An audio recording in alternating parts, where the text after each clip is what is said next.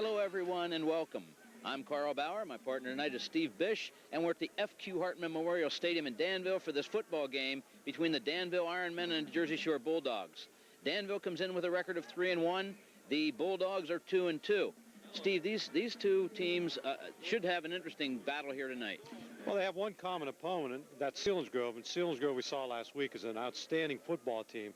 Both of these teams were beaten handily by Selinsgrove, but by similar scores. So, at least on paper, this appears to be a very close game. On the other hand, last week, Danville scored 65 points. They're not going to score 65 points against every team they come up against. No, I don't think so. And, you know, there's an old adage in sports, Carl, you're never as good as you look or as bad as you look in a defeat.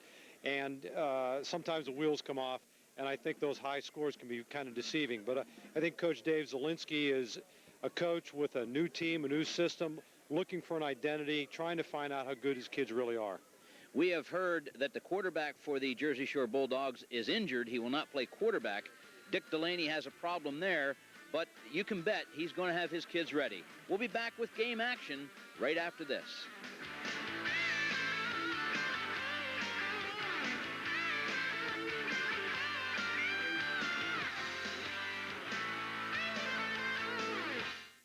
Looking for a good quality used vehicle?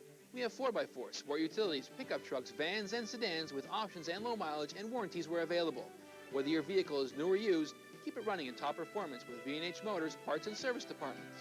Our service department will be glad to help you with your warranty work as needed, and of course any general maintenance of your new and used vehicle. And if the need arises, use our body shop with over 30 years of bodywork experience. B&H Motors, family owned and operated since 1936, Route 45, west of Lewisburg.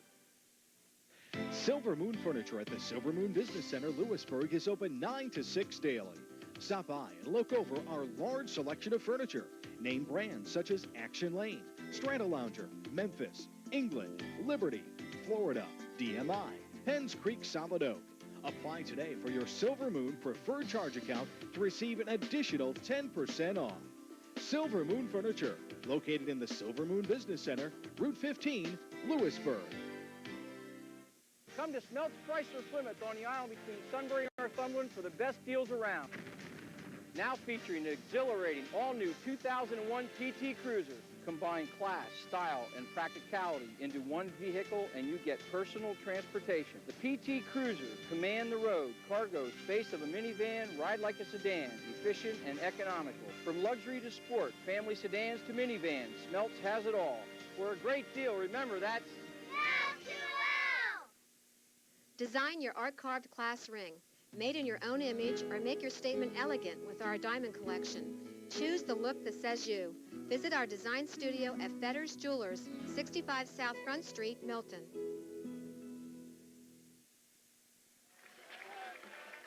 We're back here at the F.Q. Hartman Stadium at Danville.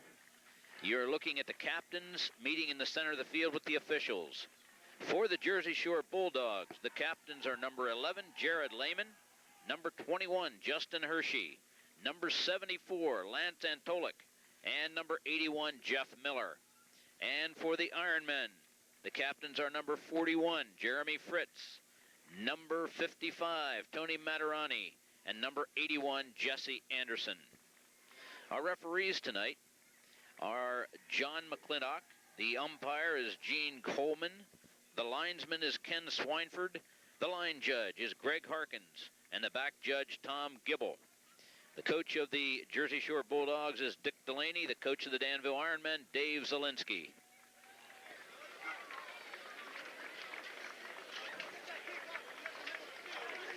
The offensive starters for the Jersey Shore Bulldogs are number 78, Willie Martin. He's a senior. He's the right tackle. The left tackle is Corey Williamson, 62.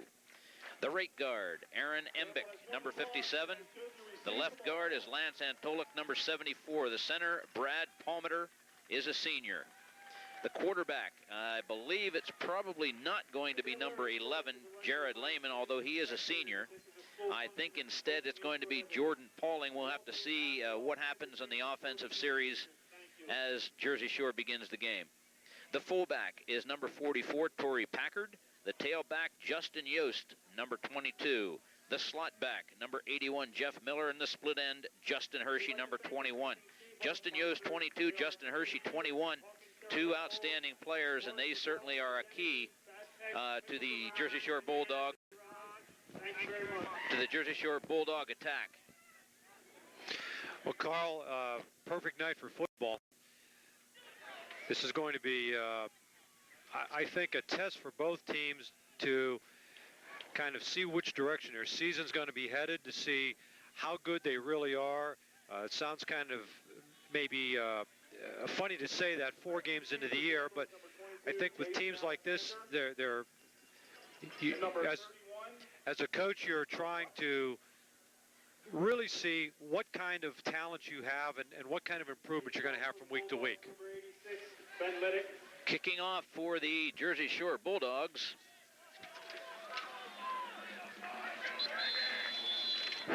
Kicking off for Jersey Shore is number 86, Ben Liddick. A good long kickoff taken there by number 31 for the Danville Ironmen. That's number 31, Chris Buck. Bringing it out to the 30-yard line. Back on the play by number 74, Lance Analik. 1st and 10, Ironman. Danville will put the ball in play, 1st and 10. From their own 31-yard line. 1st and 10, the Danville Ironmen, as we begin the offensive series for the Ironmen. Nick Lemon, 12, is the quarterback. One setback, Kyle Sanders, number 28. He had an outstanding game last week, and there is a penalty. I believe we're going to have defensive encroachment.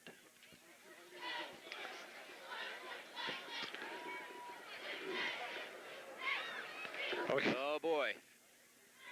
We're going to have offsetting penalties, I think. Dead ball. Mouthpiece. Orange. Offset penalty. 1st down. Mouthpiece. Mouthpiece and orange. Encroachment. White.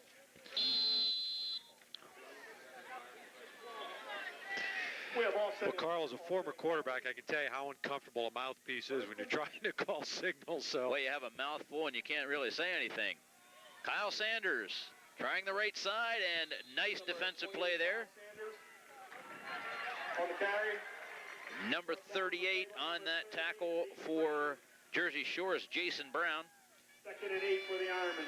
There is a pickup of about 3 yards, I would say, at 2nd down 7. well, Carl, Jersey Shore showing good team reaction to that. It looked like Sanders is going to break that outside to the short side, but Jersey Shore really supporting quickly from the secondary, but that's always something you want to keep an eye on, too, as far as a play pass. Well, Sanders is very capable of doing that. He's a good, smart football player, and he's carrying the ball again into the center this time, following his fullback, and he's broken loose. He came out of nowhere. He's broken loose, and he runs the ball for good yardage up to the Jersey Shore 30. He is brought down there by number 21, Justin Hershey. Keep your eye on number 21 for Jersey Shore. He is an outstanding player, and he just does so many things for Jersey Shore. He is a captain, number 1. He also returns punts and kickoffs, and he's an offensive and defensive spark plug. And you see, he's not a very big boy. Well, Carl, good example there of what keeping your legs under you Right. and keep moving will do. That definitely looked like the pile was stopped, and Sanders just scored it out for about a 37-yard gain. Well, there's Lenny Gebhardt now, and he's broken loose. Gebhardt supplied the breakaway block for Sanders the play previous to this one, and now he carries the ball himself, and he's got another 1st down for the Danville Ironmen, who are on a drive. Now, you recall we said in the pregame that Jersey Shore and Danville both have played Selinsgrove. They both lost to Selinsgrove. Jersey Shore lost 45-0. Danville lost 35-0, so you can tell that the two teams were fairly equal at that point. Gebhardt again with the carry. Boy, Danville doing a great job, one-on-one blocking. I tell you, Carl, that play, number 73, Matt 73. Gerst, I mean, he just pancaked the man over top of him, and Gebhardt got behind, and great run there by Gebhardt. Matt Gerst on a tremendous block, and he sprung Gebhardt. You can see the size of those two fellas, so I'm sure that the coaching staff for Danville made note of that. They're going to be using that play again before long. Gebhardt with the carry. And he is in for the score. That's number 40, Lenny Gebhardt for the touchdown. Again, Gerst on a great block. He is really manhandling the tackle across from him. Carl's an old axe in football. You take your best back and run him behind your best blocker. And that's not to say that Gebhardt might be their best back, but he's a big, quick back. And Matt Gerst doing a great job. And boy, that was no contest. None at all. Number 13, John Stavinsky, will attempt the point after. Scott Mertz, the holder for the Danville Ironmen. The kick is up. And it is good. 9 minutes, 49 seconds remaining. First quarter. Danville 7, Jersey Shore yet to touch the football offensively. We'll be right back.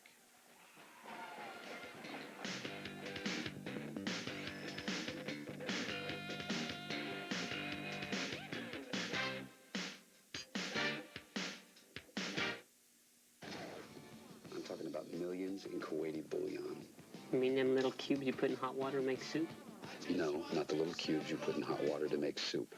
Round, round, get around, I get around, yeah. Going fast, hit him with the blinding power of American sunshine. Stay back. God bless America. God bless the free Iraq.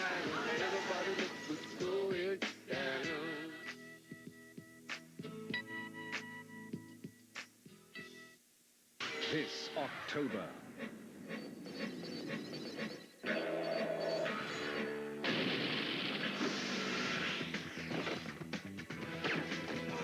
Brace yourself.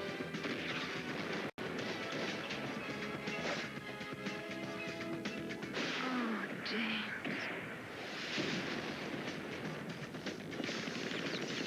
15 days of 007 continues on TBS, your Bond destination station.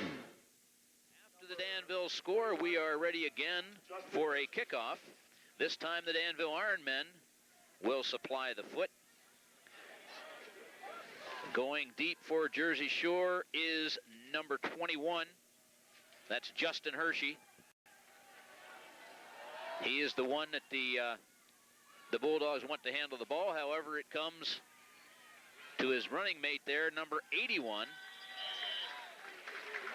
And number 81 for Jersey Shore is Jeff Miller. That was number And the Bulldogs will put the ball in play. First and 10 from their own 29-yard line. 9 minutes, 44 seconds remaining. First quarter, 7-0 Danville. They took the opening kickoff, marched it methodically right down the field, and pushed the ball in. Lenny Gebhardt was the ball carrier on the score, but I'll tell you something, Matt Gerst did a great job blocking all the way down the field. Well, it's really unusual, Carl, when you see an offensive lineman stand out like that. I mean, that's total domination, and that's something Jersey Shore is going to have to solve. There comes the blitz for Danville, and Jersey Shore is going nowhere. Number 11, Jared Lehman, is the quarterback.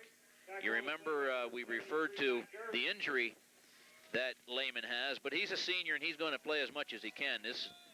You only have so much time, Steve, and you want to play as much as you possibly can. You know, as a coach, you want to find out real quick if how capable a player is, and if an injury is going to be prohibitive, and you don't want to sit in the bench. You put him right into fray, but he's got that right hand taped up, and if he has any problem gripping the ball, that's going to present a problem.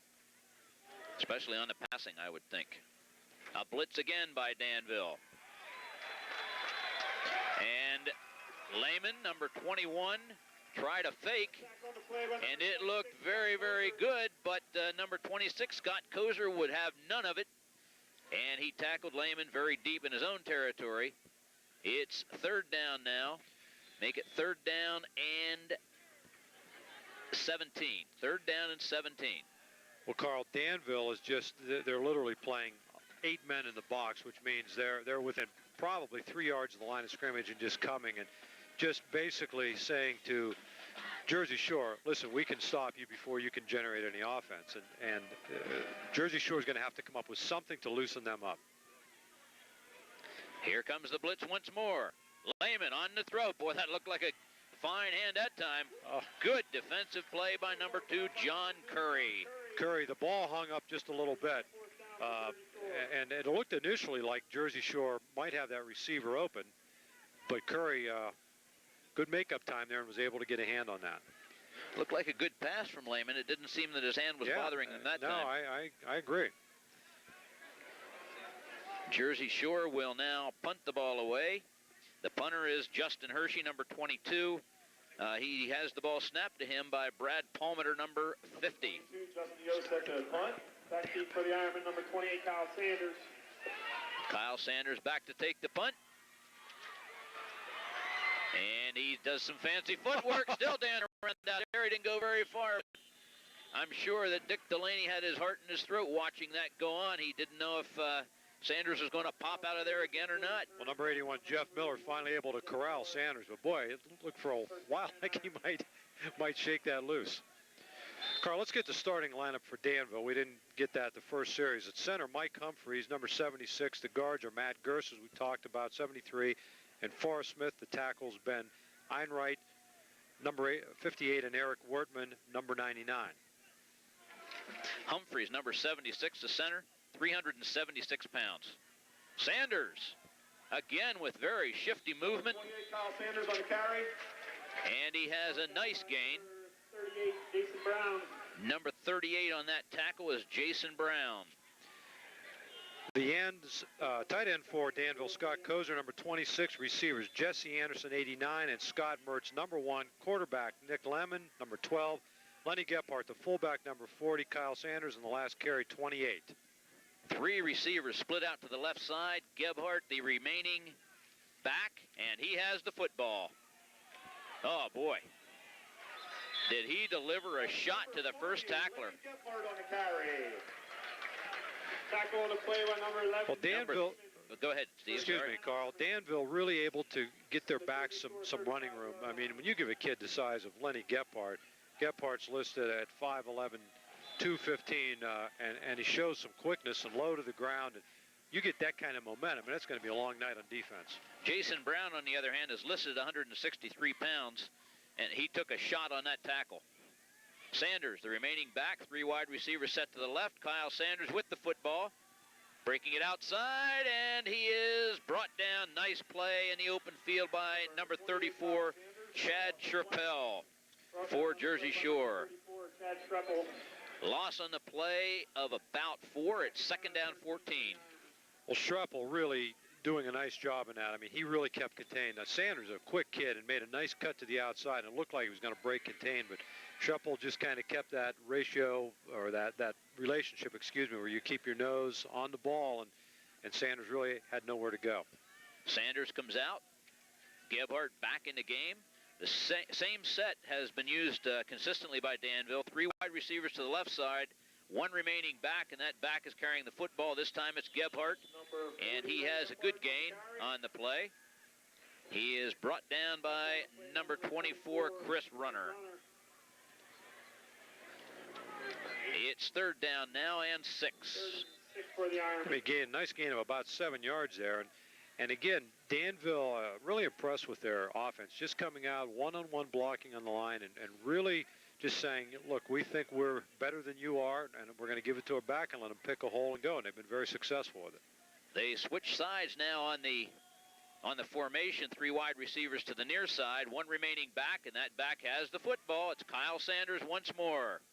Number 28, Kyle Sanders. Let's talk about Kyle Sanders for a second. Kyle Sanders has been biding his time for a while, just waiting the chance, and now that it's his time, he really has come to the top. Well, it seems like a long time since we've done a Danville football game and haven't been mentioning Carmen DiFrancesco. And, you know, for the last 3 or 4 years, Danville had such a home run kind of offense.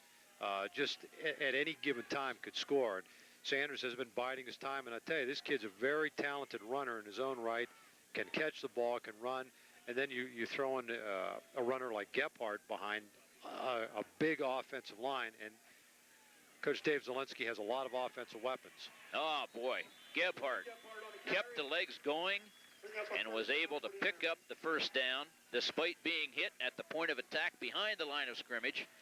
The Ironmen are splitting everybody out, keeping the defensive backs honest, keeping them to the outside, and that opens up the inside for the running attack that Danville is employing now. Well, Chris Runner, linebacker, met Gephardt in the hole, and I mean met him, but he took him on high. And a big kid like Gephardt, you can't take him on high. And Gephardt kept his feet, and really that was a great individual effort to get that first down. Gebhardt only a sophomore, but look at the size of that boy. Holy mackerel. Number 40 in the backfield. 3 wide receivers to the left side. Nick Lemon now with the football. Oh, my. Was he hammered. Number 62 on that tackle, Corey Williamson, absolutely leveled number 12, Nick Lemon, after he delivered that pass. That play pass fooled nobody. It really didn't. And, you know, it's a good call because when you're moving the ball on the ground, as Danville's done, and as successful as they are, Carl, play pass is a good high percentage call because you have to think that linebackers particularly and secondary are going to react to that play fake. But Corey Williamson was not fooled at all. He's 6'3", 200 pounds, and he just about took Lemon's head off. Wide receivers to both sides. Option play. And Lemon again takes a pounding. This time number 27 on the bottom of the pack is Ben Eck. It's 3rd down and 10. Well, just a short gain on that, but, you know, again, sometimes a good play, Carl, is not to make a bad play. And when you run the option, that's a high-risk kind of play, and you have to have a quarterback that uses some common sense and knows when not to try to make something happen, too, and not to leave it on the ground. There's a timeout for the Ironmen. You see Coach Dave Zielinski heading out into the huddle. We'll take our timeout, too. We'll be back with further action right after this.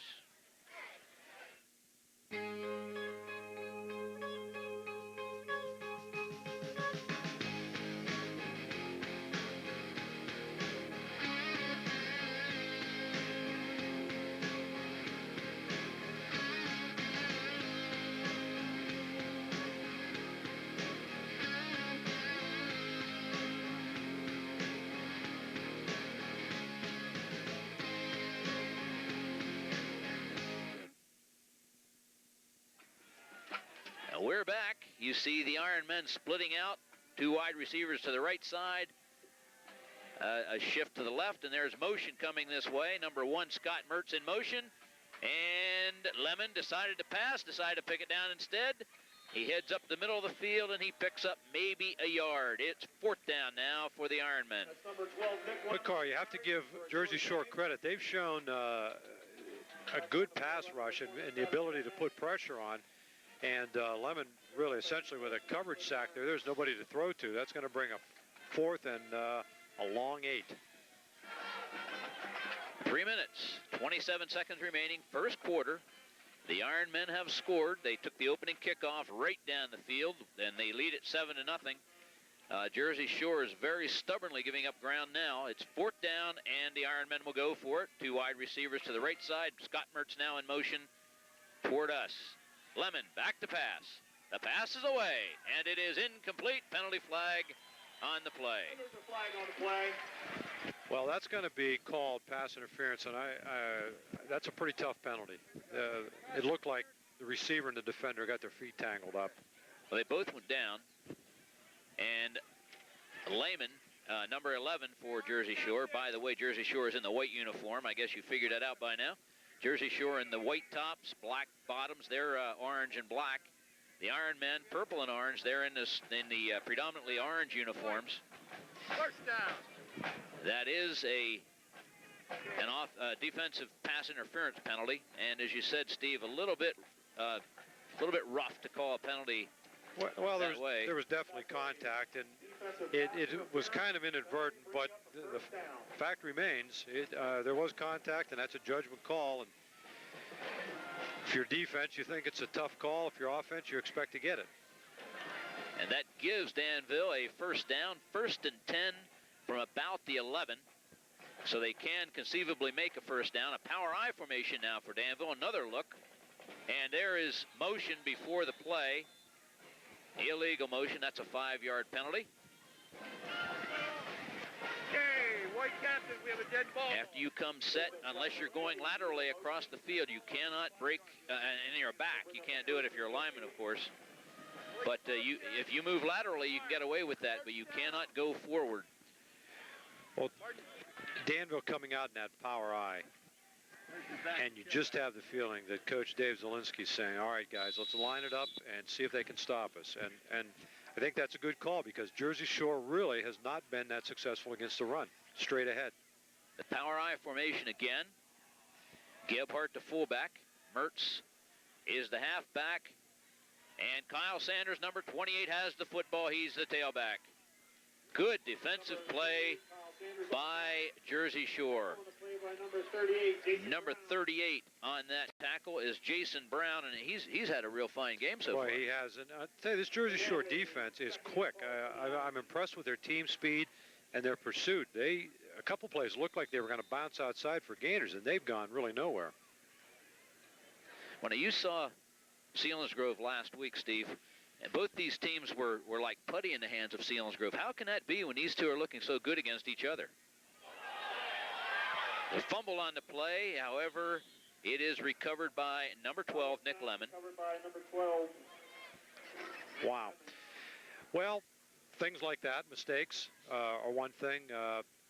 Early in the season, too, a team like Danville with the new system hit Selinsgrove right off the bat, a veteran team that was kind of hitting on all 8 cylinders right away.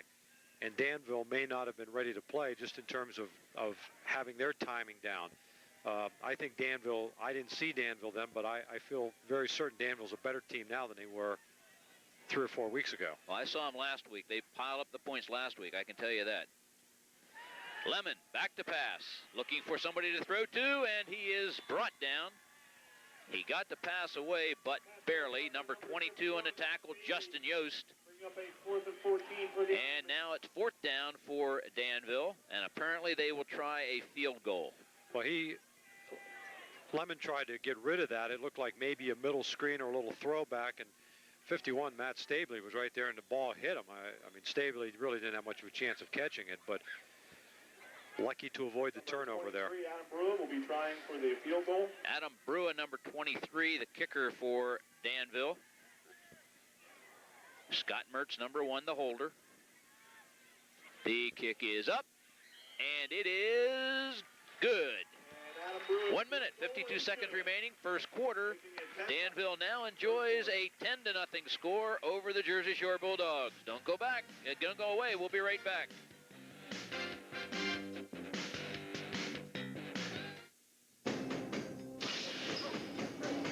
In a time of unimaginable horror, I'm a dead man. One man's imagination. Good evening, ladies and gentlemen. You have to go on. Was their only hope. Open the door. I'm a liar. All right. Robin Williams, Jacob the Liar.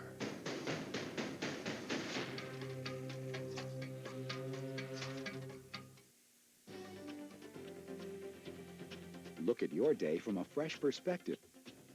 Watch First Outlook. Get everything you need to be prepared before you head out the door from the experts at the Weather Channel. First Outlook with Cheryl Lemke and Rick Griffin, weekday mornings from 5 to 7 Eastern.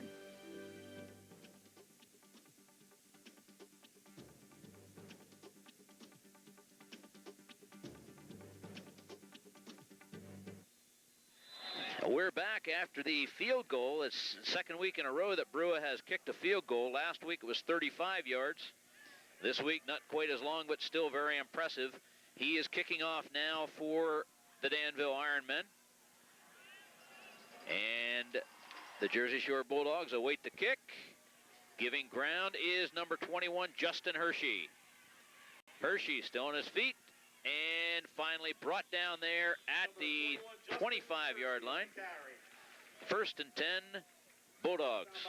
Carl, you know, I've seen several football games this year, and one of the things that's really impressed me is the quality of kicking in this area. Everybody seems to have a really quality kicker. I mean, a kicker where a 30 or 35-yard field goal is a definite offensive weapon, and the kickoffs are deep, and that's added such a dimension to high school football. It really does. If you have a good kicker who can kick that ball down to the 5 or 10-yard line, that really is a weapon, no question about it. The Bulldogs with split backs, a wide receiver out here to the left side. And there's the pass inside to number 81, Jeff Miller. That's number 81, Jeff Miller. Jared Lehman, number 11 to 81, Jeff Miller, and it is a gain of 6 yards at 2nd down 4. 2 for the Bulldogs. Actually, Carl that closer to 8, actually, where they're going to spot it. But that's a good offensive play for Jersey Shore to just get in that short pass zone, make the linebackers react to it, and make Danville's linebackers respect that short pass game, and maybe the run will open up. Wide receivers to both sides. Lehman back to pass. The pass is away, and it is complete. Number 21 on the reception is Justin Hershey. And it would appear that the Jersey Shore Bulldogs have found a little chink in the armor of the Danville defense. It's 1st and 10, Jersey Shore inside Danville territory at the 46-yard line. I'm going to tell you, if Jared Lehman has a sore thumb, however they have it taped, they ought to be taping other quarterbacks. That ball was on the money. Yeah, he's passing very well, isn't he? That was a good play, and I tell you, the two things that have impressed me in this series coming out, number one is the fact that they're looking to throw the ball, and secondly, they're getting time to throw it. Danville is playing, and when I say 8 men in the box, it's closer to 9. They're bringing backers. They're coming up in a 5-3. They're actually playing, when I say 2 deep zone, and deep is about 4 yards. And this is exactly what Jersey Shore needs to do. Danville now has to be thinking pass. Now look for Jersey Shore to try to run the ball a little. Well, the Bulldogs obviously understood they weren't going to run as long as Danville had things packed inside that way. Danville was begging Jersey Shore to throw the ball, and now Jersey Shore is doing exactly that. Be careful what you wish for. You might get it. Well, and I know a lot of high school coaches will say, look, a team can beat us throwing the ball, but they're not going to beat us running. And most high school teams don't throw the ball well enough to come out and just feature it. But Jersey Shore able to move the ball impressively with the passing game in this drive.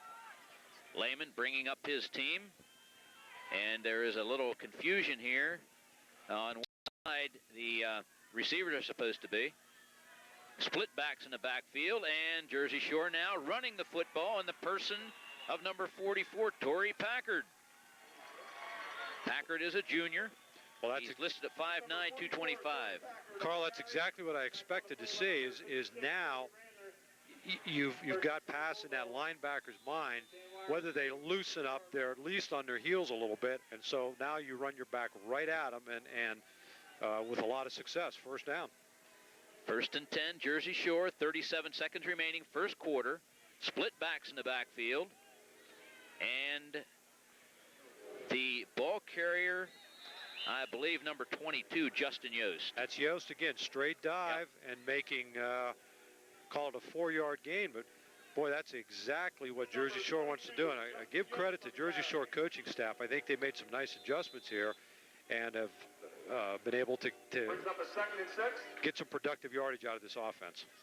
I don't know if you caught it or not, but Jersey Shore had sort of a wing T look that time. Number 81. You see how he's standing, looking toward the inside of the offensive set. It's sort of a Delaware wing T look with that flanker. And that's the end of the 1st quarter. The score: the Danville Ironmen 10, the Jersey Shore Bulldogs nothing. But they're driving. Don't go too far away. We'll be back in just a minute.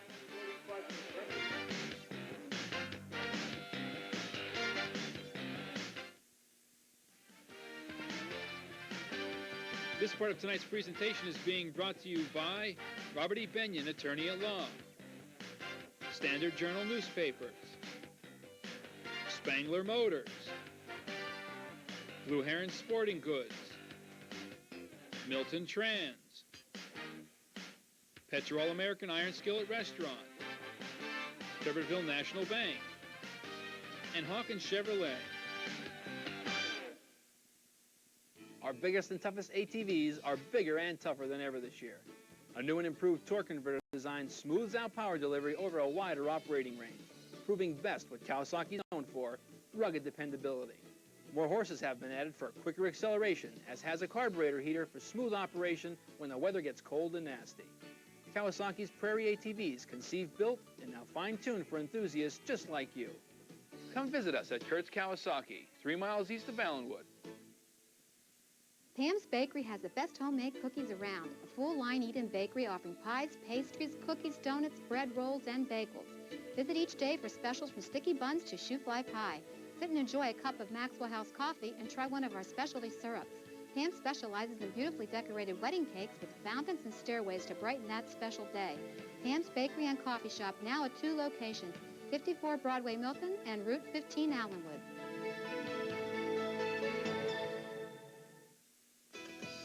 For the freshest meats in all of Northumberland County, there's no other place but Mertz Meats. Our meat is processed here on site. Sausage is stuffed. Pork chops are smoked in our own smokehouse. Beef is cut, wrapped, and frozen in quarters and halves. Delicious meats start here first. Mertz Meats, Route 147 in Northumberland. The freshest meat in all of Northumberland County. Bill Marks Auto Sales, located on Route 15 just north of Lewisburg, has a great selection of quality, late model, low mileage, and pre-owned vehicles. All exceed Bill Marks' high quality before they're sold. Stop by and browse the lot. You'll find the prices clearly marked on the windshield. On-the-spot financing is available for qualified buyers, and most vehicles come with a 3-month, 3,000-mile bumper-to-bumper warranty. At Bill Marks, count on superior service before and after the sale. Bill Marks Auto Sales, down-to-earth deals, down-to-earth prices from down-to-earth people. We are back once more at the FQ Hartman Stadium here at Danville. The Danville Ironmen enjoying the 10-0 lead as we begin the second quarter. There are 12 minutes in each quarter, as you football fans very well know. The Bulldogs set up with a receiver out to the near side, toward us. Also a flanker and split backs in the backfield. Lehman back to pass. The pass is away, and it is caught. The pass is caught by number 21. That's Justin Hershey. There were 2 receivers in the area, and number 80, the tight end, that's Chris Winchester, thought the pass was intended for him. He thought that he had just made a bad play. Hershey caught that pass as his shoestrings, brought it back up, and made a good play out of it. Deep in Danville territory at the 8-yard line. First and goal from the 8. I think that was intended for Winchester.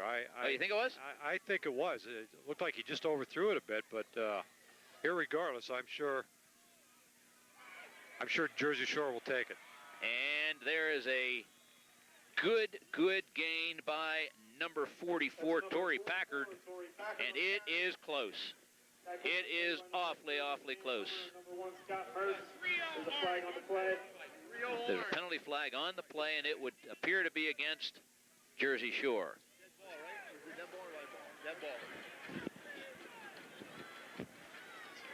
Oh, unsportsmanlike conduct against the Danville Ironmen. Something must have been said on that tackle or in the pile-up or something, but it's not going to make much difference. It's half the distance, and the distance is about 3 inches. That's a dead ball foul. The ball looks like it's on about the 1 to start with, so it's going to be about a half-yard penalty, but it's going to put the ball very close.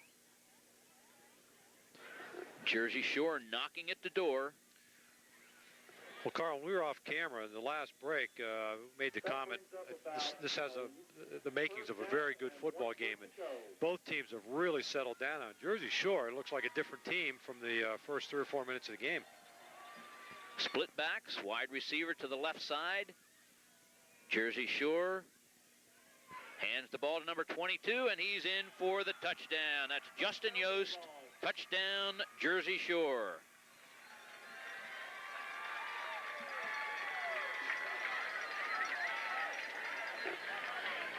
The kicker for Jersey Shore is number 86, Ben Liddick.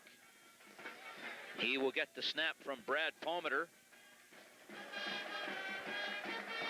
On to kick the extra point, number 86, Ben Liddick. Putting down the snap is number 25, Jordan Pauling. The kick is up. Kick is up. And it's good. 10 minutes, 59 seconds remaining. Second quarter. The score now, the Danville Ironmen 10, the Jersey Shore Bulldogs 7. We'll be back with the kickoff right after this.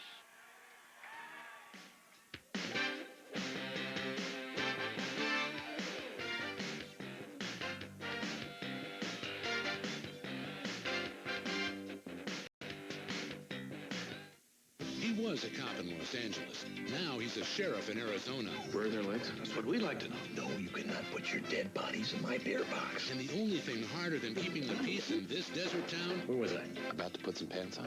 ...is keeping track of the weirdness. Butt naked, down on all fours, barking like a dog. And the weirdest thing? He just might stay. Hey, you be somebody today! Manhattan AZ. Sundays, 9:30 p.m., 8:30 Central. Munich Olympics, September 5th, 1972. Olympians dream of glory, but on that day, the dream died. 11 Israeli Olympians held hostage by Palestinian extremists. For the first time, the world was witness to terrorism.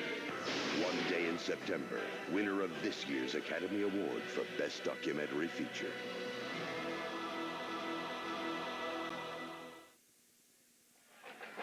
Liddick, number 86, ready to kick off as we're back after the break. Jersey Shore has just scored here in the second quarter. It's 10-7. We're coming to you from Danville. And the kick is a short one.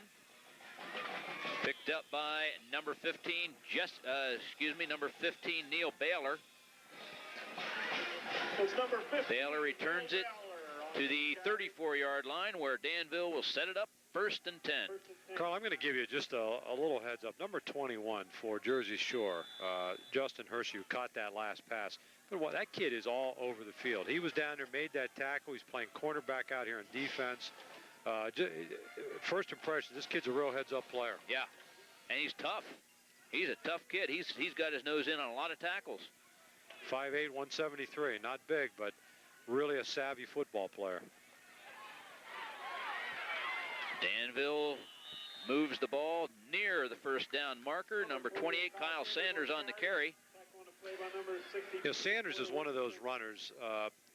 I call them squirters. What they do is they come out, they get the ball, they have good lateral movement, they see the hole, they kind of bide their time, and then they squirt and go. He's got good acceleration, and you just can't ever count him down. And as a lineman, if you keep your feet moving and make contact, keep that contact, Sanders is the kind of running back that can get yards for you. Gebhardt on the carry. He has the first down. He's tackled by number 34 for Jersey Shore, Chad Schrappel.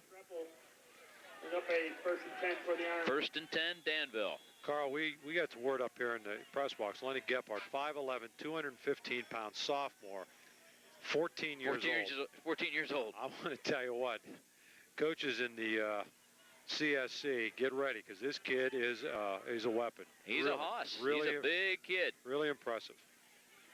Kyle Sanders, like a jitterbug, just dodging and weaving and making his way through. He's close to another first down. Make it a gain of 9. It's second down, less than 1. Well, that's impressive. I mean, Sanders is just such a good athlete, and it is a jitterbug. And there's one thing about, wasting time and dancing in the hole, as coaches like to say, but Sanders isn't doing it. He's picking his way through the hole, and when he sees it, accelerates. Accelerates to daylight. Gebhardt on the carry. That's number 40, Lenny Gebhardt. First and 10, Danville. Play by number 74, Lance Antolik. Lance Antolik on the carry, on the tackle, excuse me. Well, Carl, we were commenting before, when you look at the size of these linemen across the board, 270, 375, 260, 215, that's such an advantage if you just teach fundamentals, get into that defensive man, maintain contact, and let your backs pick their holes, and Danville doing an exceptional job of that. Blitz by Jersey Shore. However, the play is away from the blitz. Kyle Sanders on the carry. Picks up a couple. It's second down for the Ironmen. Tackle on the play by number 22, Justin. Well, I'll tell you, the man who made that play, number 11, Jared Lehman, the quarterback of Jersey Shore, came across and really forced Sanders to turn that back into pursuit. And the one thing I've really been impressed with Jersey Shore's defense, they have great pursuit. Boy, they're quick to pursue, getting good pursuit angles, which will prevent that big cutback from a kid like Kyle Sanders. I formation now for Danville. Motion toward the near sideline. The pass is away, and it is almost intercepted. Great job by number 21, Justin Hershey, to keep the inside position against number 1, Scott Mertz. Well, I'm telling you, just first impressions, they mean anything at all. Justin Hershey can play on my team. Boy, he is really an impressive young man out in that field. That was, I think you hit the nail on the head. It was great position. He did not allow the receiver to get at that ball. Shielded him away from it and nearly made the interception. Power I formation now for Danville. Kyle Sanders, the tailback. And he has the football. Dances through the hole. Picks up good yardage. Brought down by number 62, Corey Williamson. Tackle on the play by number 62, Corey Williamson. You know, Carl, every time Sanders touches the ball, it doesn't look like there's a lot there, but, you know, that was a 7-yard run, and he made a lot out of not too much. He's very patient, isn't he? He waits for his offensive lineman to get something going, and then he simply follows the block. Yeah, he is a patient runner, and again, that's different than a runner that's dancing in the hole.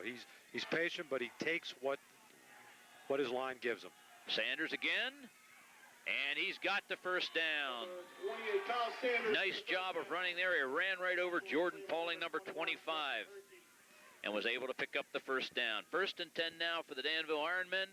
The ball inside the 25 at the 23-yard line, with 7 minutes, 23 seconds remaining in the first half. Carl, so far, one of the major difference in this game, that's Danville's 8th first down. Wow. They have really been moving the chains and keeping that Jersey Shore offense off the field, and that's very effective offensive football. Power I formation, Gebhardt on the carry, and Gebhardt with a nice run, finally brought down by number 21, Justin Hershey. Number 21, Justin Hershey. Oh, Gebhardt, just, boy, what a horse. He is a moose. And look at the size of his thigh. He just keeps those legs turning like pistons. 1st and 10. The ball at about the 11-yard line, and Jersey Shore has decided to take a timeout to talk things over a bit. You mentioned all the first downs. Danville has had 2 impressive drives. They have. That was their 9th first down, actually. But you know, I'm looking at this. Bad text. Marks McLaughlin and Dennehy. Hawkins Chevrolet Old and TJ Shooter. 22 carries of the football already, and there's still almost 7 minutes in the first half to go. That's a coach's dream, when you can control the line of scrimmage like that and keep the ball moving, running the ball. Danville's actually thrown 3 passes, all of them incomplete, but just really, you almost have the sense they're just trying to mix it in, just to keep Jersey Shore honest. But this has been a very impressive offensive display by the Danville Ironmen. They're just controlling the ball, and that means they're controlling the clock. The idea here is to keep the ball away from the offense of the opponent, in this case, the Jersey Shore Bulldogs. Well, I've been very impressed with Danville's offensive line. Boy, they've lined up and really done a job.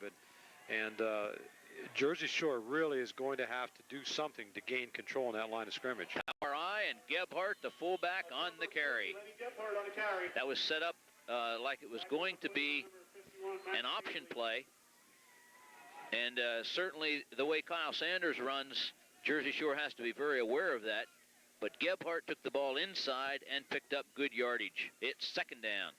He picked up what, about 7? About 7 yards in that. And Gebhardt, not only his size and his strength, but he's quick. He really accelerates in that line of scrimmage in a hurry. North-south runner. Danville at the 5-yard line of the Bulldogs. I formation backfield. Sanders with the football, and he is in for the score. Number 28, Kyle Sanders. He simply would not be denied. He kept churning to that goal line, and he finally crossed it.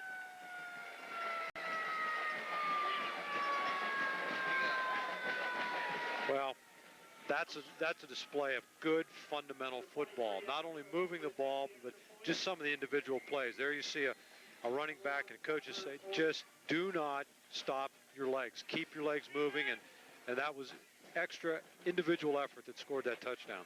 Sanders does it. Gebhardt does it. They both really keep those feet moving. Number 23, Brewer to attempt the point after. Mertz again to put the ball down. The kick is a fake. And Mertz, oh my. That must have been a shoulder pad that he grabbed. It certainly looked like Mertz's head was being snapped around like a face mask, but apparently he had the shoulder pad because the referee was right there, did not throw the flag. Well, Jersey Shore really not fooled by that at all. Had that well covered. Not a bit. But, the fact remains 6:11 to go in the first half, and Danville's put up 16 points already. Jersey Shore has shown some very good defensive football at times, but just really unable to sustain the defense against this Danville offensive line.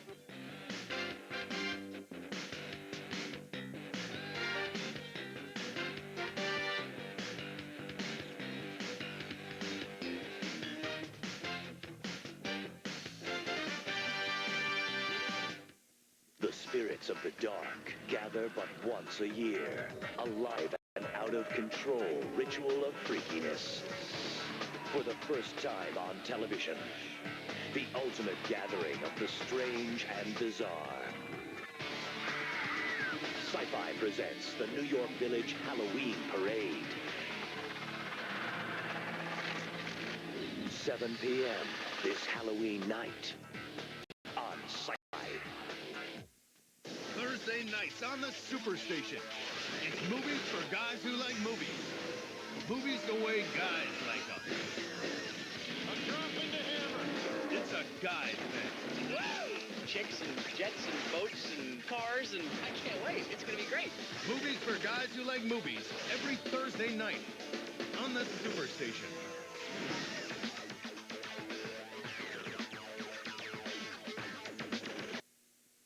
Adam Brewer, the kicker, number 23 for the Ironmen. The Ironmen now lead at 16-7. They were trying for a 2-point conversion. It failed, but they still enjoy the fairly comfortable lead with 6 minutes, 11 seconds to go in the first half. Number 21, Justin Hershey, is deep, and he has the football. Hershey struggling ahead, trying to get that extra foot, that extra yard. And he is brought down primarily by number 89, Jesse Anderson. Hershey's that kind of a player, and I don't know how this happens, but where he just never seems to get a real direct shot. You know, he's kind of slipping and sliding, and it looked like he was going to get leveled there, and they were lucky to get him down. Well, he's not a very big kid. We talked about that before, so he apparently has found out how to keep himself from being rattled too much by the big hits. Well, it says 5'8", 173. I have my doubts. I don't think he's 173 pounds. I don't think so either. It's probably not 5'8" either. 3 wide receivers here to the near side, 1 remaining setback.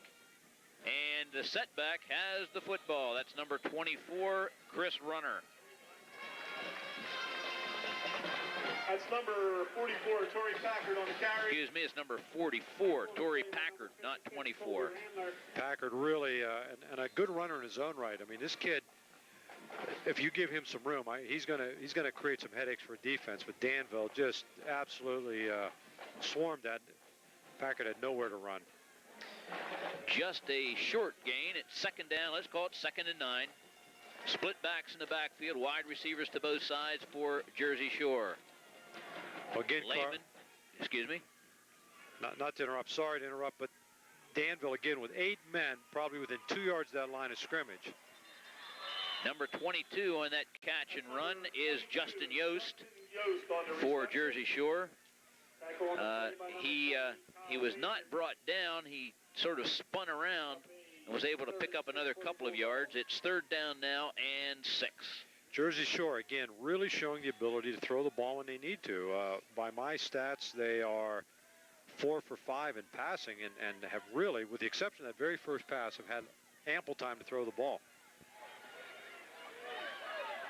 Split backs and now motion to the inside.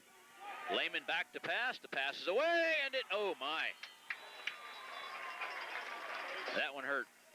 Hurt both players. Both players getting up, rubbing their backs. Number 89 for Danville, Jesse Anderson, really put the putty to number 21 for Jersey Shore, Justin Hershey. They both get up, sort of twisting their backs a bit. Well, make that play to Chad, or to, excuse me, number Wrong page here. Jared Lehman.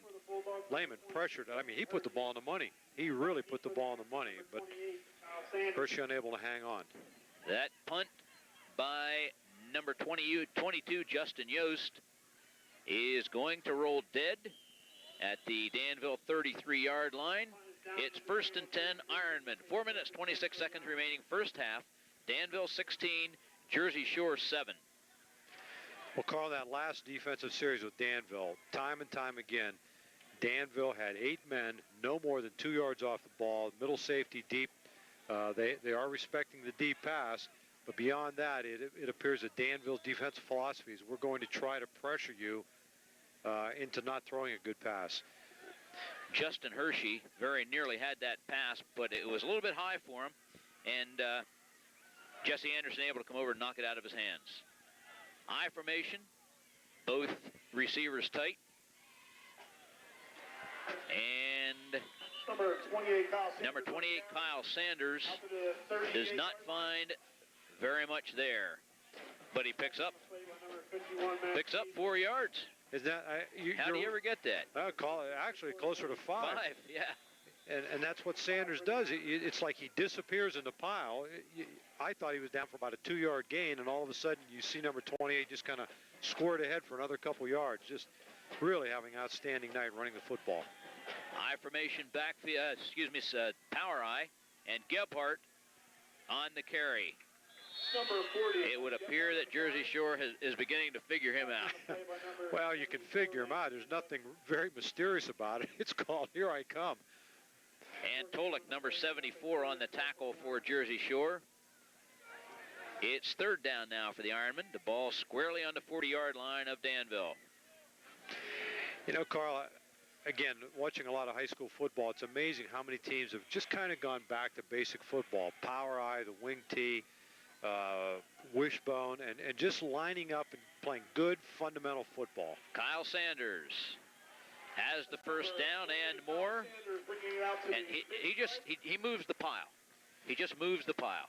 Well, what he does is he lets the offensive line move the pile, and he just kind of sets up his block as he's going.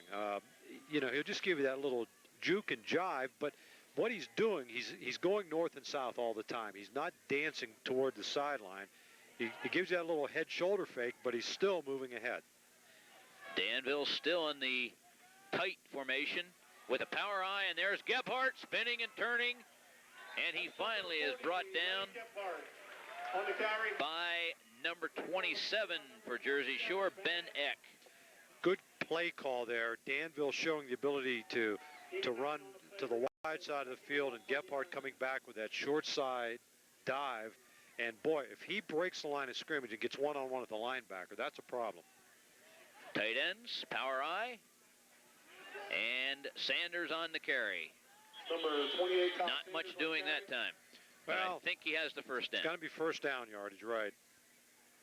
Brought down by a host of Bulldogs. On the bottom, number 24, Chris Runner on the tackle. 1st and 10, Danville. The ball now inside Jersey Shore's 40 at about the 39. Pure defense. That's the 11th first down you've given up, and that's got to mentally start wearing on you. It really does. Power I, both ends tight. Kyle Sanders following his blocking, and again squirts through for a really nice gain. Number 25 on that tackle for Jersey Shore is Jordan Pauling. 1st and 10, Danville. Well, Kyle Sanders could be doing a training film tonight on how to run the football, and that's take it, hit the hole, take what the defense gives you, but keep going north and south. Young man having an excellent offensive football game. And Sanders again on the carry, this time brought down by number 74, Lance Antolik. Brought down by number 74, Lance Antolik. Gain of 1 yard. The ball now at the Jersey Shore 25-yard line with 1 minute 23 seconds remaining, first half. You have to feel Danville's going to throw the ball here shortly.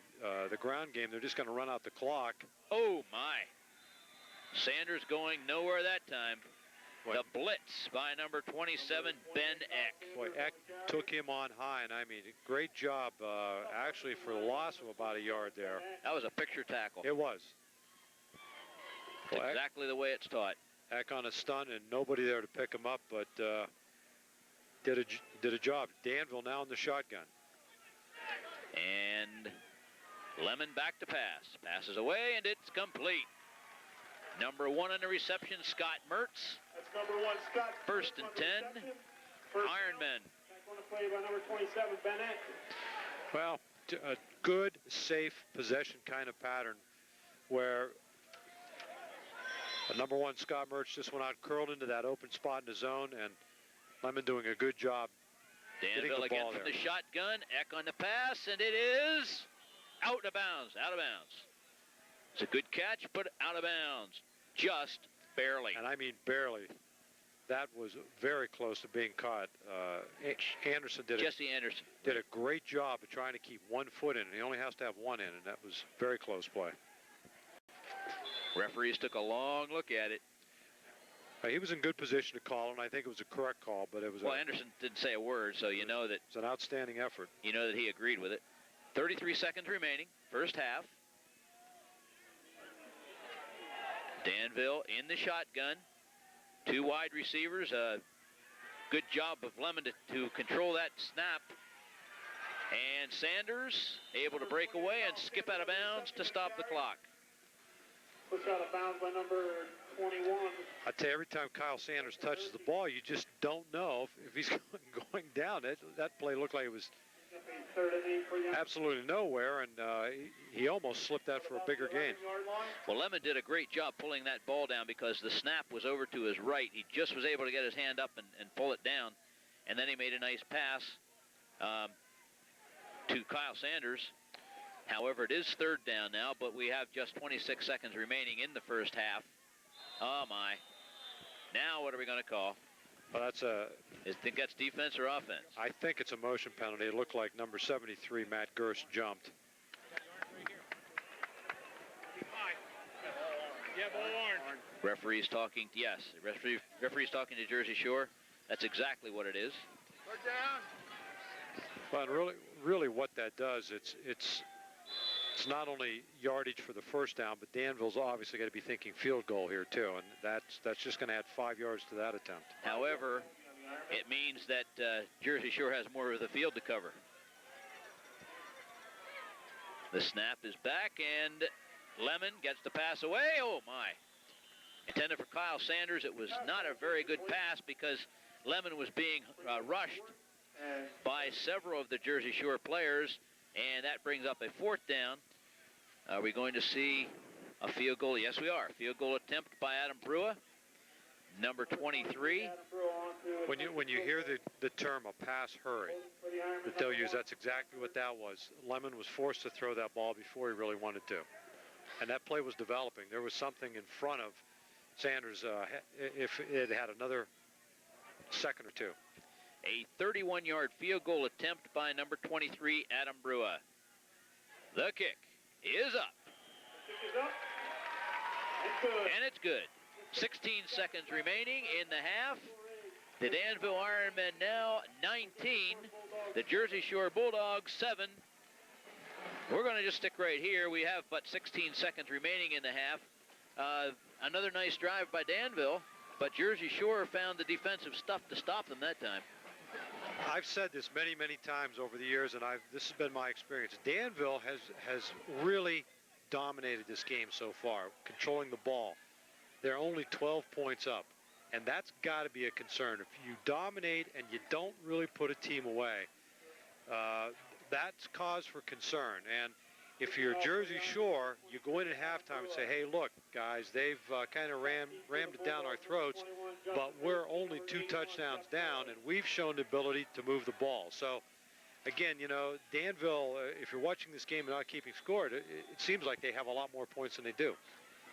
But they certainly have a lot of offensive yardage. Oh, they do. And take nothing away. They've had a great offense, really have moved the ball. But Jersey Shore's come up with some big plays and forced a couple field goals.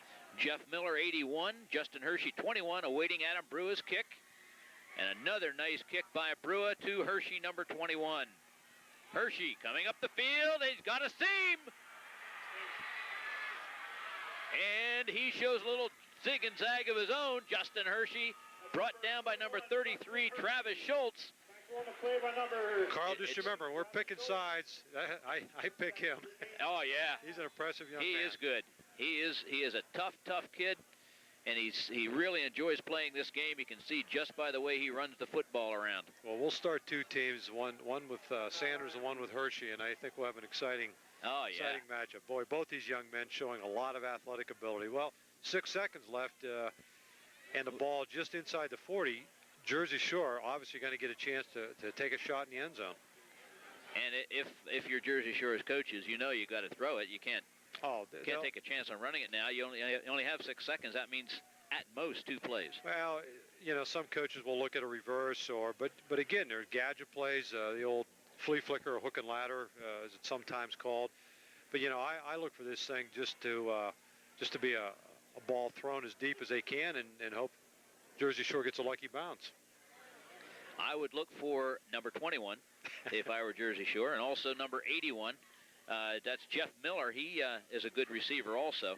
21, Justin Hershey, has been the player of the game, in my opinion, for Jersey Shore. Well, he has, but, you know, number 80, Chris Winchester, who we think they threw it to earlier, 6'3", 250. That's a big target. Yeah. Winchester coming to this side. He's the tight end here on this side. And Jersey Shore with split backs, one receiver to the left side. And Lehman back to pass, tripped up, oh my, and then leveled. And that's the end of the first half. It's the end of the first half with our score, the Danville Ironmen 19, the Jersey Shore Bulldogs 7. We'll be back with the second half kickoff after this.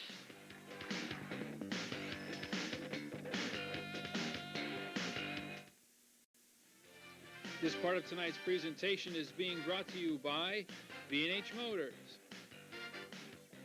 Better's Jewelers,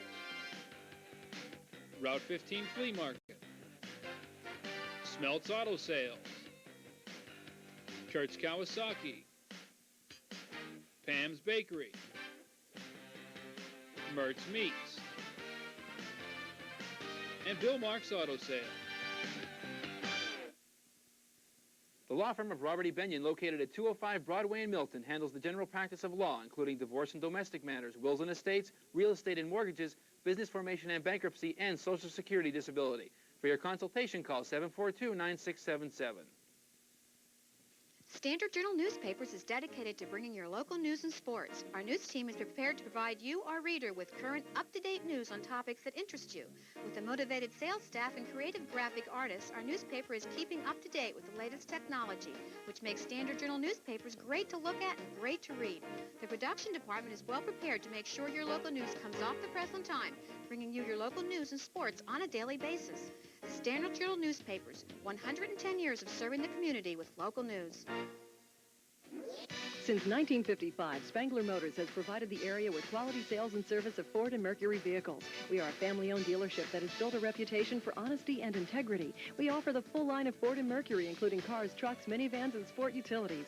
Our philosophy is to deal fairly and honestly with you, our customer, and provide the best service possible for as long as you own your vehicle. By providing superior sales and service, we hope to remain your Ford and Mercury leader well into the next century. Spangler Motors, Route 405, Milton. Your local sporting goods store in Milton is ready for the fall hunting season. Hit the woods in camouflage clothing, caps, face masks, and jackets. Get to your special spot with one of our tree stands from Summit, API Outdoor, and Loggy Bayou, and some of the best names in game calls, like Top Call, Boyers, and Buck Gardner. Whether it's ammunition or muzzleloading accessories, from archery to decoys, we have the supplies to keep the avid hunter equipped. Right here at Blue Heron Sports Incorporated, Route 405 South in Milton.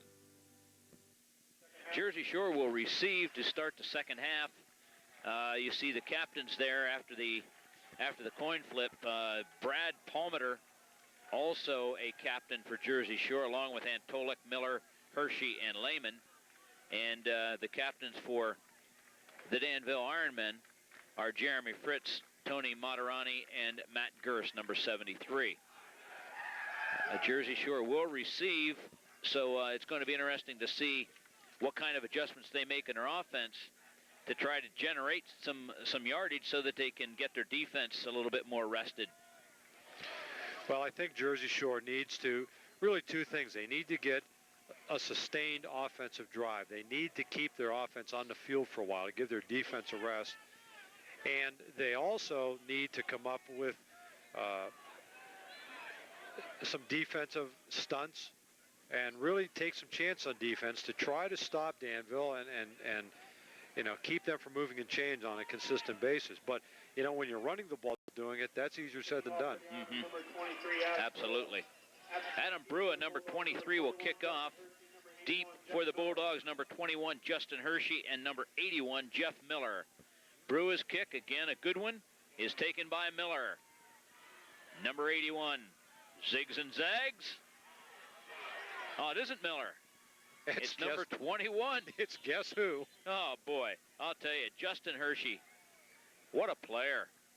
Number 21. He's just one of those kids at the right time or right place at the right time consistently, and he's been very impressive tonight. He's a senior. He is just really full of excitement. Well, I think this is going to be a key drive for Jersey Shore. They need to try to establish something coming out in a wing T formation. Jersey Shore in a person of Lehman, back to pass. That pass hit number 26 for Danville. Scott Kozer right in the back of the helmet. But did he at number 81, Jeff Miller, just running a quick out pattern and appeared to be open, but number 26, Scott Kozer, in the right place, the right time, hit him in the back and falls incomplete. Kozer actually, actually was beaten by number 81, Jeff Miller, but the pass hit him in the helmet instead of going over his head for a completion. It's second down 10. Number 22, Yost on the carry. Number 22. Nice gain on the play, is brought down by Scott Mertz, number 1. It's first and 10, Jersey Shore, now in Danville territory at the 44-yard line. Danville was in a stunt. They're literally bringing 7 to 8 people in every play, and their linebackers got caught inside, and there just was no lateral pursuit, and Yost able to bounce that outside and showing some good speed. That was about a 17-yard pickup. First and 10 for Jersey Shore. This is basically the kind of team that Jersey Shore had when they had a quarterback named Farrar, and there's a penalty flag on the play. I think there's motion. Had a quarterback named Farrar and a receiver named Dauber. Yes, it's motion against Jersey Shore. Those two players played a tremendous game against the Danville Ironmen, a playoff game a few years ago. In fact, they beat Danville here after they had lost to Danville at Jersey Shore. If you remember that, Steve, I think we did that game together. They were a real tough team. I mean, I'm going to use the word tenacious. Boy, they just kept coming at you. And, you know, when you looked at them, they didn't look that impressive physically, but they a well-coached team and a lot of heart. Well, those two players are now playing for Lycoming College, so it gives you an idea of how good they were. Farrar and Dauber. Keep your eyes on the newspaper. You'll see their names often for Lycoming College. They were really two excellent high school football players. And, again, there's a lot of good individuals out here tonight. We're seeing on both sides of the line of scrimmage some kids with some really good efforts. And, you know, we keep calling Justin Hershey and Kyle Sanders' name, but these teams are playing hard. First and 15 now for Jersey Shore. Lehman back to pass. Being rushed. Gets the pass away, and it's complete. Number 55 on that rush for the Danville Ironmen is Tony Matarani. The pass is complete. Second and 8 for the Bulldogs. Picks up about 7 yards, second and 8. Carl, we were led to believe that Jared Lehman was less than 100%, and his right hand is taped. Boy, this young man has been impressive. I mean, he has really kept his cool under some heavy fire and completing some passes that are not easy passes to complete. Hard to believe that he has an injury to the hand as well as he's throwing.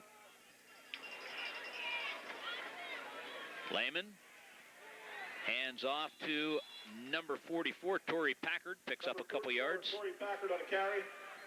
Back on the play by number 56. Packard, another compact runner, listed at 5'9", 225, only a junior, and you know, you just have the feeling that if he gets a crease, he's going, you know, capable of taking a distance also. Danville's done a nice job keeping him from cutting back or getting that big gainer. Colby Randler, number 56, the tackler on that last play. Jersey Shore again at the football. Jared Lehman, number 11, the quarterback.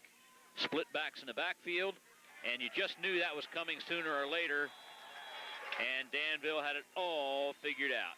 No, nothing doing on that one. Brad Delgado, number 84, on the tackle, and it's 4th down. Well, Delgado was all over that play. I mean, he was coming hard, and I mean, just had a handful of blocker and just stuffed the play. Jeff Miller, number 81, dropped for a 7-yard loss, and Jersey Shore apparently to punt the ball away. A low snap, however, it's a fake, and to no avail. In fact, there's a fumble on the play, which is no consequence anyway because the ball was definitely going to go over.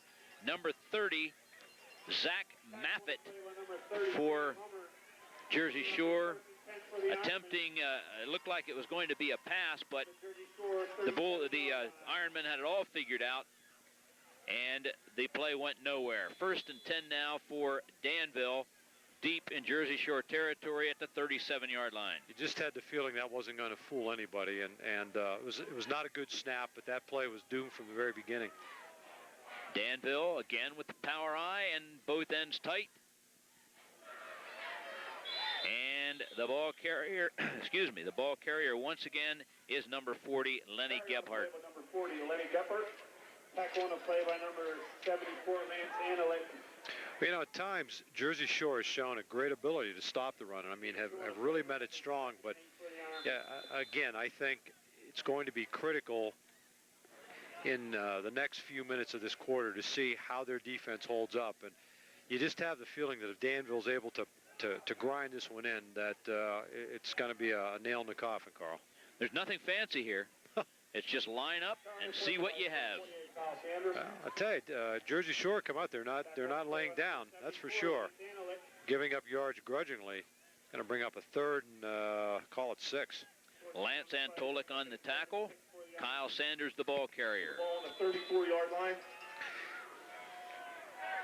Danville really struggling throwing the ball tonight.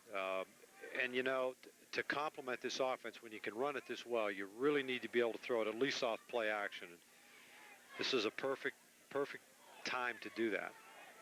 There is a flanker to the left side, an I formation in the backfield, and the flanker has the football. That's number 1, Scott Mertz, but he is tripped up before he can get anything going. Justin Yost, number 22, outside linebacker, came across and was not fooled. And again, good defense. Defensive players staying home, reading their keys, and that play going nowhere. Danville now to punt the ball away. Number 88, Chase Tobias, the punter. Dropping deep for Jersey Shore, number 21, Justin Hershey, and number 81, Jeff Miller. First punt of the evening, I think, for Danville, Carl. I think that's right. I don't think they've punted yet. Well, the other 4th down they had, they went for the field goal. In fact, 2 of them they went for field goals. Oh, my, what a punt. And it is going into the end zone, where it will be brought back to the 20-yard line, and Jersey Shore will put the ball in play from their own 20. 1st and 10, Bulldogs. But both teams really showing a lot with their kicking game tonight. I've been impressed. That's such a weapon, as we mentioned. Kickoffs, field goals. Jersey Shore a little earlier punting away from the receivers, placing the ball.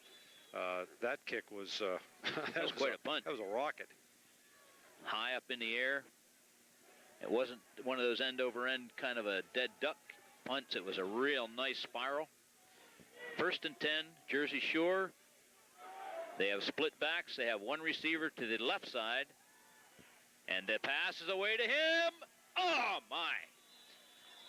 Now, there was a throw. Yeah. I mean, that ball was, that ball traveled a good 45 yards in the air. Jared Lehman, number 11, attempting to get the ball to Justin Hershey, number 21. Nothing doing. Second down and 10.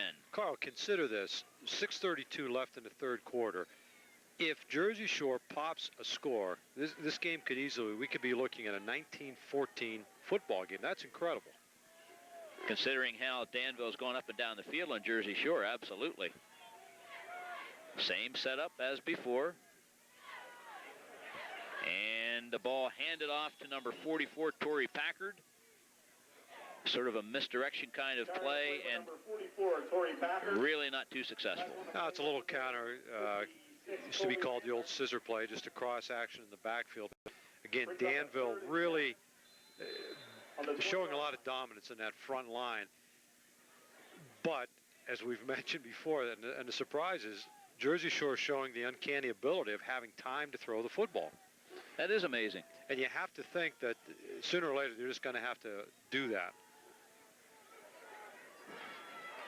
Third down. This is a third down play. Lehman back to pass, and it's intercepted.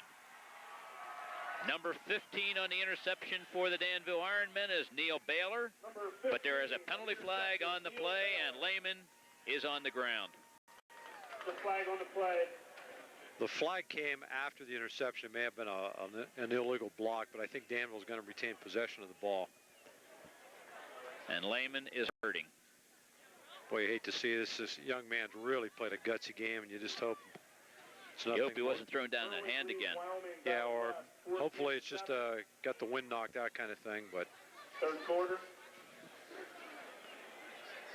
He was rushed on the pass. He had to throw the pass across his body. That's an illegal block. That you were right about that. The illegal block on the return against the Danville Ironmen. Well, Jared Lehman rolling out to his left, and for a quarterback, that is absolutely the most difficult throw you can make. And Lehman really was unable, because of the rush, unable to get his shoulders square, and he was kind of throwing back. He's sitting up. I just kind of have the feeling got the wind knocked out of him. It would appear that way. He got turned around and then tackled it as his legs were crossing, and probably dropped to his back. Yeah. And I don't mean to say that's not a tough injury, because when it happens to you, as we've said, you feel like you're dying sometimes. Yeah, you can't get any of that air that's hanging up there above you. It's awful. Well, glad to see that Jared Lehman doesn't appear to be serious. Young man's played really a gutsy football game. He sure has. He sure has.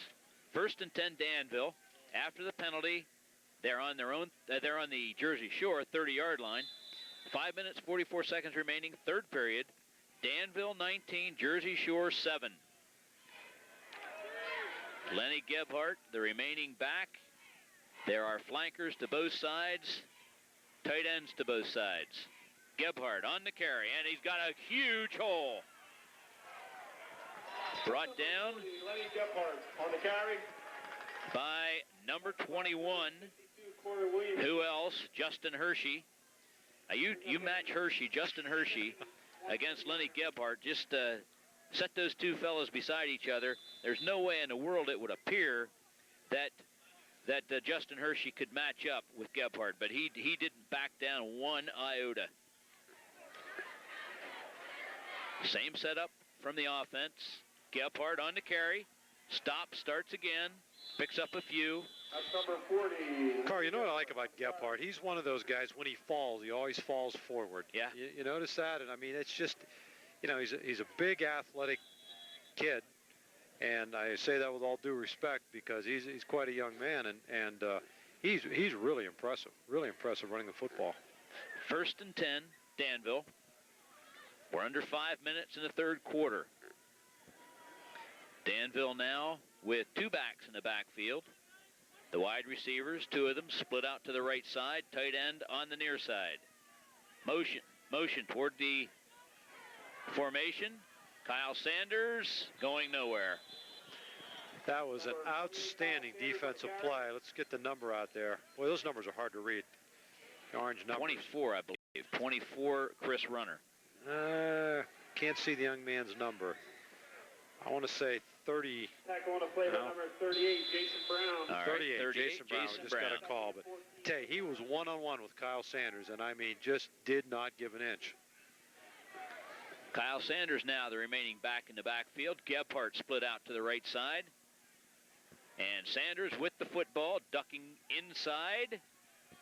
And Number 28. I can't say it was brought down because he never went off his feet. No, he was stopped, and the referee finally blew the whistle. Carl, I think both you and I have commented when he's running the ball, he just disappears, and you're never sure if the play's over. Yep. He's very deceptive that way. Just keeps going forward. You keep saying north and south. That's exactly what he does. Keeps his feet. It's third down now for the Ironmen. Third down, let's call it 13. Gebhardt, the remaining back in the backfield. Motion toward the formation. Lemon back to pass, and a pass. Oh, what a defensive play that was. By guess who? Number 21, Justin Hershey. What a job. I tell you, well-designed offensive play. It appeared Danville may try to run a counter, a ball fake to that, and really executed well. Number 12, Nick Lemon, had the ball right on the money, and I tell you, I just can't say enough about Justin Hershey in the game that young man's played tonight. He's definitely the spark plug of that team. He doesn't back down from anybody, and he's not very big. Another field goal attempt. This time it will come from 25. That's a 35-yard attempt. It's up. Oh, it hit the goal post and bounced back in. And it bounced over. Bounced over. It is good.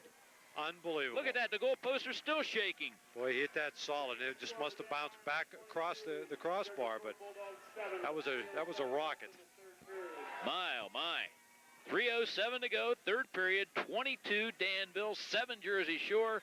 We'll be back with further action right after this.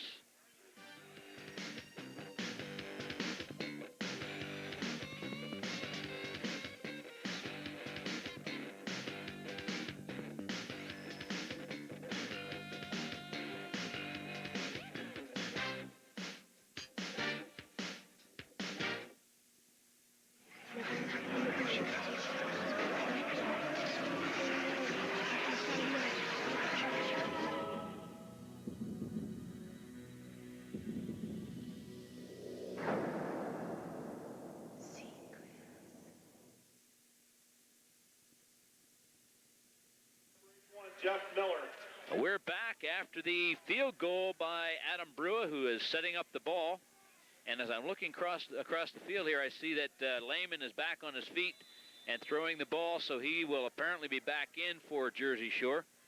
Brewer ready to kick off, and deep to receive the kick, number 21, Justin Hershey, number 81, Jeff Miller.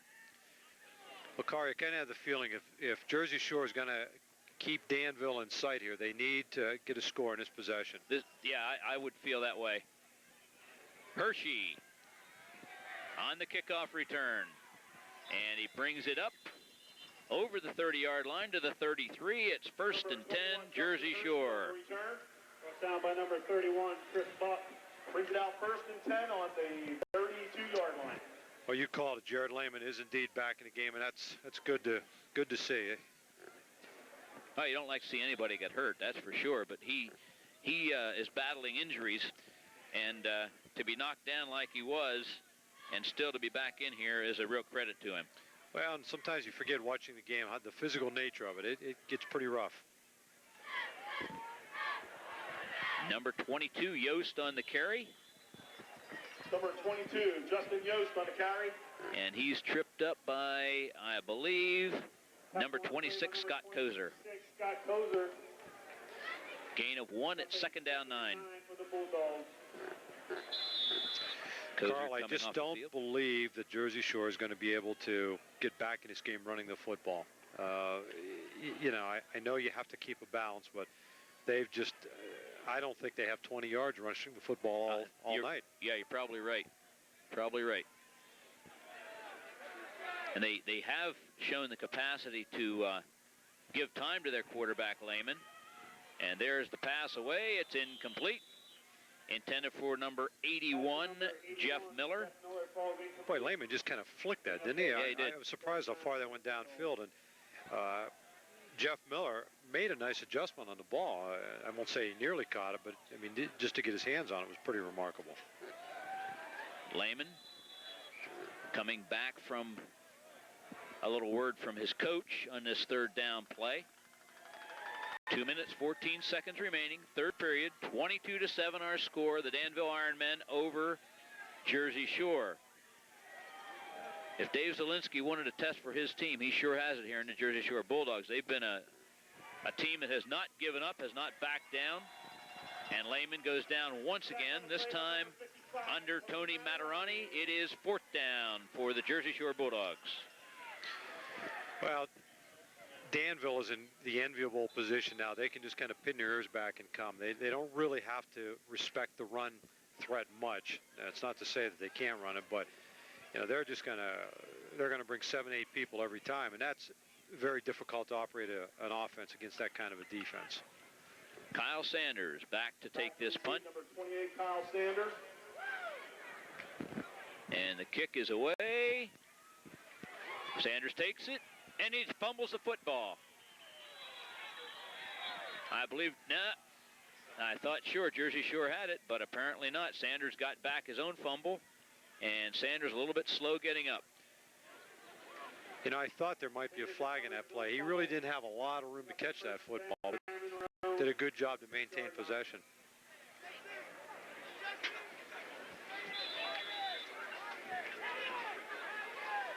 First and 10, Danville.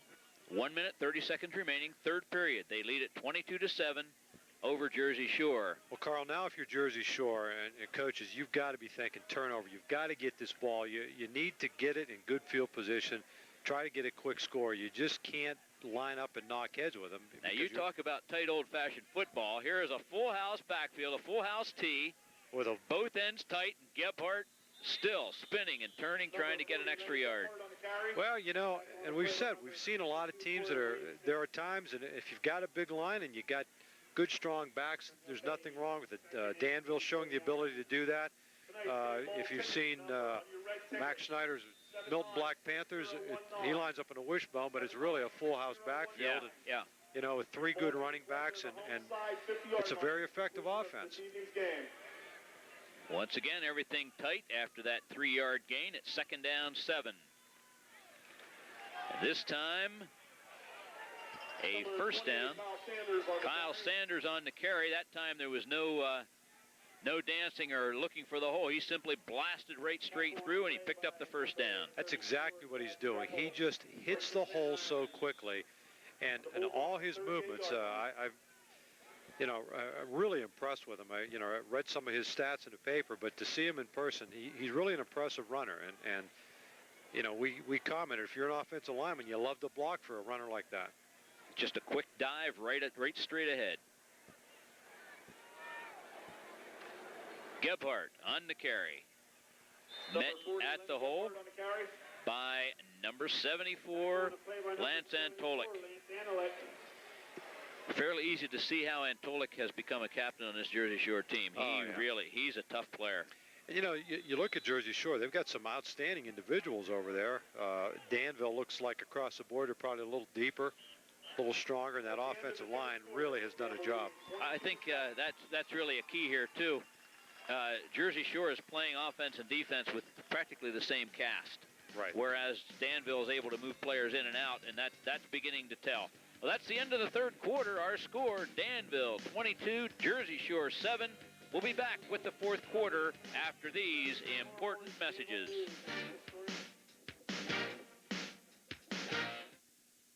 Once again, Milton Transportation strives in their continuing education by using the Pennsylvania Motor Truck Association Safety Laboratory, visiting area high schools, demonstrating the No Zone, and hosting the Pennsylvania North Central Safe Driving Competition. Just as education is a stepping stone in our lives, so is taking those first steps towards safety.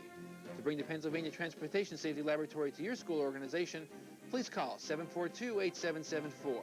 Milton Transportation, sharing our knowledge with our youth, tomorrow's leaders. For a great selection of new and pre-owned cars and trucks, get to Hawkins Chevrolet Oldsmobile. Drive in confidence behind the wheel of this automatic 4-door 98 Chevy Cavalier with just 30,000 miles. Drive in style in a 98 Chevy Blazer. It even comes with an electronic compass to make sure you're heading in the right direction. Drive in comfort in this 2000 Buick LeSabre, fully loaded with power seats, air conditioning, plus a CD player. No matter how you drive, you'll find the right vehicle for you. All at Hawkins Chevrolet Oldsmobile in Danville.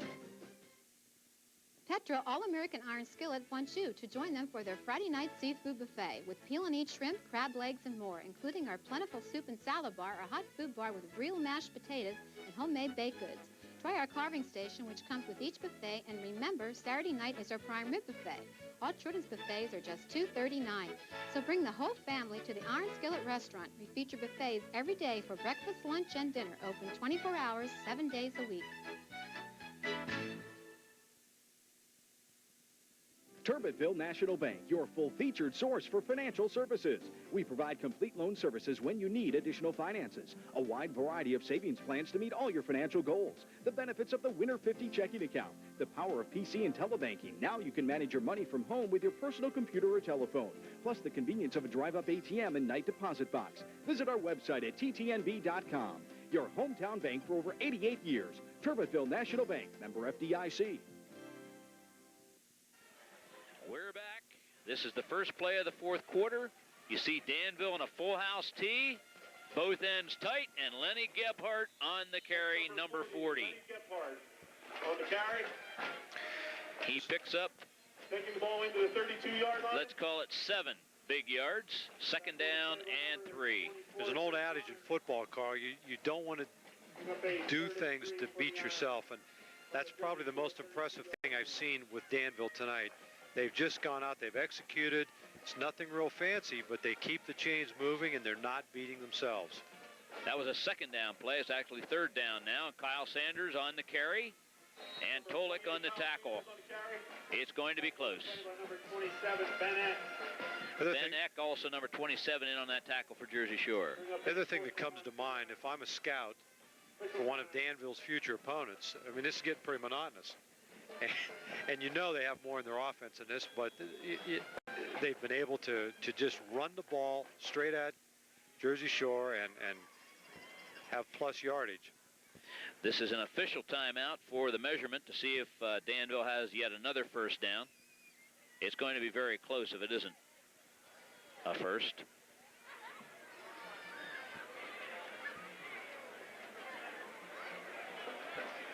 A referee getting down there. He must be getting out his credit card to see if it passes through. That's very close. Extremely close. Get a picture there within inches. And we have a fourth down situation here now. For the Ironmen. 11 minutes, 13 seconds remaining in the ball game. Carl, do you think they'll go for it? I think they'll probably, I'll make you a wager that they'll even make it. I think that's a good bet. Everything tight. Give the ball to the big fullback, number 40, and let him get that extra inch. Oh, quarterback sneak. Lemon for the first down. First and 10, Danville. By number 12, Nick Lemon. That's the first time Lemon's run the ball tonight, isn't it? Other than maybe a scramble. I had him the first half 2. Oh, that's right. They tried the option a couple times. Yeah. 2 yards and 2 carries. But, you know, when you get a defense packed in like that, you break it down to its simplest elements. A quarterback sneak is really a one-on-one block, and you don't have to hand it off. And with the center that the Danville Ironmen have at 376 pounds, you just follow him. Yeah, good call. That carry for short yardage, and there's an injury, I believe. Travis Schultz. Yep. Jersey Shore player having a real tough time getting up there. It's number 34. That's Chad Schreppel. Well, if you're a defensive player in Jersey Shore, boy, you've got to be getting mighty tired of being on the field. They have spent a lot of time on the defensive side of the ball this evening. That is so difficult to do, play after play after play. Well, and you're in that secondary, and everything is just run, you know, and it's easy to lose your focus. I formation backfield now, and Lemon is back to pass. That passes away. It is incomplete. Pass to number 45, Nevin Hackenberg, falls incomplete. Adam Hackenberg, the intended receiver, number 45. 30-10 Ironmen. 10 minutes, 2 seconds remaining. Well, Coach Dave Zielinski's got to be very happy with the performance of his team tonight. A well-coached team, well-prepared. Really a team that looks like they have an idea, really knowing what they want to do, executing well. I'd say if there's anything that's got to be cause for concern, it's maybe throwing the ball. They've just not really been sharp in their passing game, haven't really had to pass, but as they have some big games coming up, that's going to be a part of their offense they're going to need to improve on. There will be nights when they will have to pass, and the ball carrier right there is not going to be able to run roughshod as he has tonight. You can see that Jersey Shore has begun to shut him down now. Kyle Sanders has picked up big yardage here in this ball game, but as the Ironmen will go for a 1st and 10, it's 4th down now and 11. A ball on the 32, so they're outside of field goal range, obviously, but and you're not going to punt at this position. And you have a 15-point lead, and that lead really is probably a little more out of reach than the scoreboard might indicate. Lemon back to pass. The pass incomplete. Beautiful defensive play by number 25, Jordan Pauling. By number 25, Jordan Pauling. The Ironman turnover on. Jordan Pauling just did an outstanding job there on defense, knocking that pass away. Intended for number 45, Nevin Hackenberg, and Nick Lemon had the ball right on the money. It was the play was executed well. That was just an outstanding defensive play. 1st and 10, Jersey Shore with 9 minutes, 13 seconds remaining. They're going to have to do some mighty fancy moving here to make a game of it now. Well, they need to push the ball downfield, and again, as we said before, you score a touchdown, and you're really 2 scores away yet. So the game is not over, but Jersey Shore has to come up with a big play, and they have to do it soon. Lehman back to pass, being run down. Passes away. But Lehman has been knocked to the turf another time, and that didn't feel very well either. He's definitely taken some shots after he's gotten rid of the ball, but shown the poise to get rid of it and not take the big loss. Brad Delgado, number 84, and Sam Hummer, number 30, giving chase to Jared Lehman, and they got there just as the pass was being thrown. It's 2nd down, 10.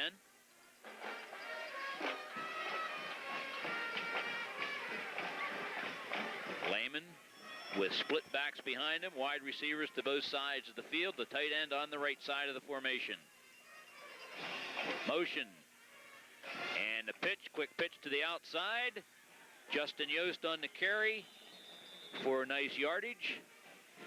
That's brought down by Justin Yost on the carry. Number 28, Kyle Sanders. Yeah, he plays defense too. Kyle Sanders, we've been talking a lot about number 21, Justin Hershey, but Kyle Sanders, I mean, this young man's just had an outstanding game. I can't tell you how impressed I am with his ability to run the football, and he's out playing defense, and great athlete. He doesn't leave the field very much, that's for sure. Split backs once again. Handoff up inside. And Jersey Shore has a 1st down. Number 22 on that carry for the Bulldogs, Justin Yost. For the 1st down. Back on the play by number 56, Colby Randler, and number 73, Matt Gerd. Well, again, with the clock running down, we're just a little over 8 minutes left in this game. Jersey Shore's got to push the ball downfield. They just, I know you want a plus yard, but they need some big chunks now, Carl. It's interesting that Justin Hershey is matched up on the defensive side by Kyle Sanders, who comes up to make that tackle on Yost. Number 22, Justin Yost on the carry. Pushed out of bounds by number 2, John Curry. Yost on a good gain that time. Let's make it 7 yards. It's 2nd down, 3. The ball on about the 48-yard line, the Jersey Shore 48-yard line. Well, this is 2nd and about 3. I look for Jersey Shore to throw the ball here. Be a good play to do. It would be, and they've been running outside, and they're getting Danville to come up on strong run support, so I would not be surprised to see them try to slip someone deep. Tight end to this side. Hershey in motion. Ball handed off inside to number 44 for Jersey Shore, Torrey Packard, and he has the first down. So much for that theory. Yeah. A good play call, though, Nate. You know, big chunky yardage there, and whether you run or to throw it, it doesn't matter. They just need to come up with some big plays. 3 and 4 yards at this point is just going to run the clock out. Right. John Curry, number 2, on that last tackle. It's 1st and 10, the Bulldogs. Wide receivers to both sides, split backs in the backfield. Quick pitch outside. And there is a good gain by number 22, Justin Yost. I believe there is another first down. And Kyle Sanders getting up a little tentatively. You know, I got to say, regardless of the outcome of this game, I'm very impressed with the Jersey Shore team. I mean, they could have packed their tents, literally, because they have just not done anything offensively until this last series. And, boy, I tell you, in the waning moments of this game, they are playing hard. Even though it's late and things look rather bleak. And I did notice Kyle Sanders got up a little slowly that time. I don't know what you think, but if I'm Dave Zielinski, I'm getting Kyle Sanders out of this game right now. Well, yeah, I understand where you're coming from, but also, if I'm Coach Zielinski, I don't want to give up a touchdown at this point either, because all of a sudden, an onside kick, and, you know, who knows? It's up for grabs. You certainly don't want to see one of your offensive players get hurt playing defense, but by the same token, you can't give up scores. And you made a good point, Carl.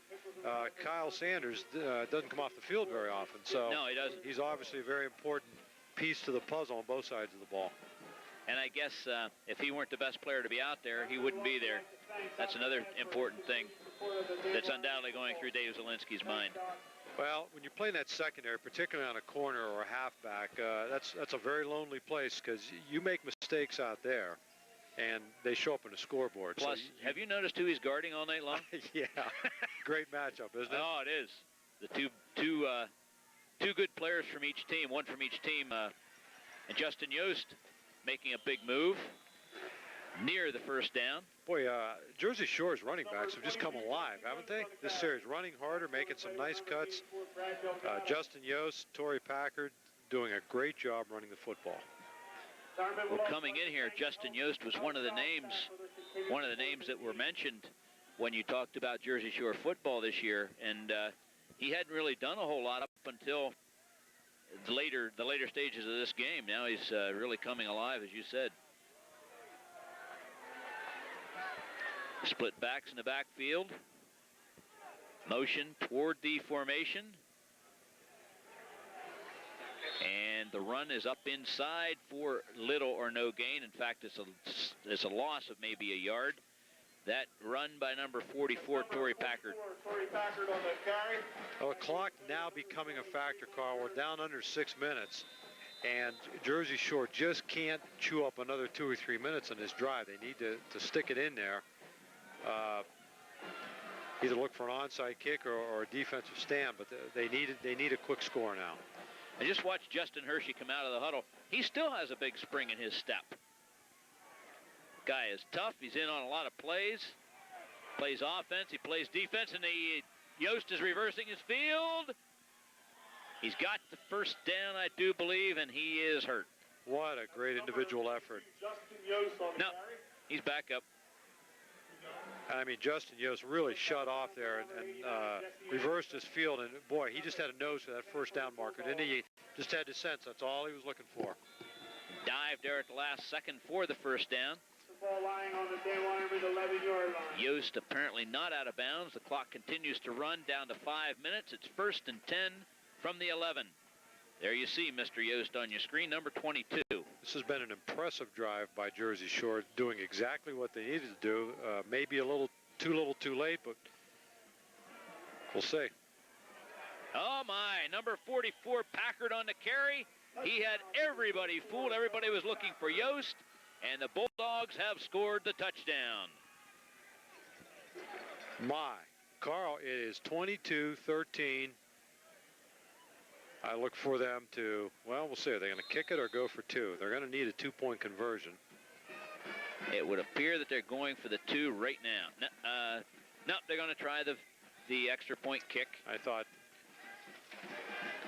This kick will be attempted by number 86, Ben Liddick. Critical. They need this. They absolutely have to have this. Liddick's kick is up, and it's going to be too low. No good. 4 minutes, 41 seconds remaining in the ball game. Jersey Shore has picked up 13 points. They still need a few. Danville has 22. We'll be back with a kickoff right after this.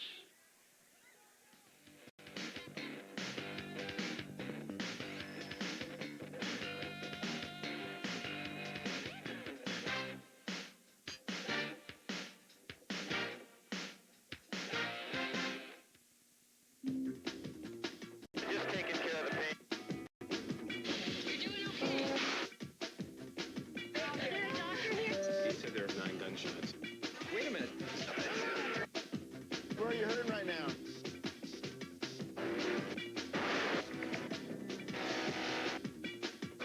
He's moving. He's already come up. Okay, there's a fight. New series, new episodes. TLC's Adrenaline Rush Hour this fall, weeknights at 8.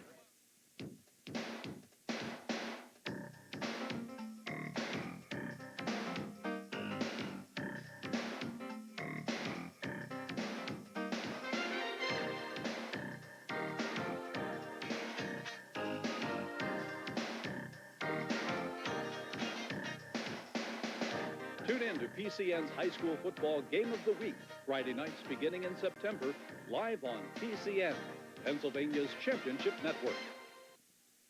We're back with the remaining 4 minutes and 41 seconds of this football game.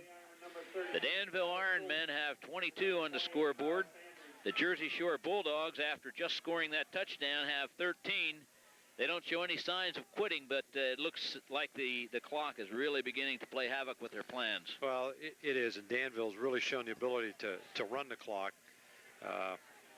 Coming out in this second half in a full house backfield, just running that T formation and kind of having it their way. But Jersey Shore looks like they're lining up for an onside kick. Yeah. That missed extra point was a big one. Snap from center, Carl. I don't know about you. It appeared to be high. Just kind of threw the timing off. Just just a fraction. It did. Liddick never got the ball up in the air. Well, it's an all or nothing kind of play right here. Look who's up in front. Number 21, Justin Hershey. And there's the kick. And still bouncing around.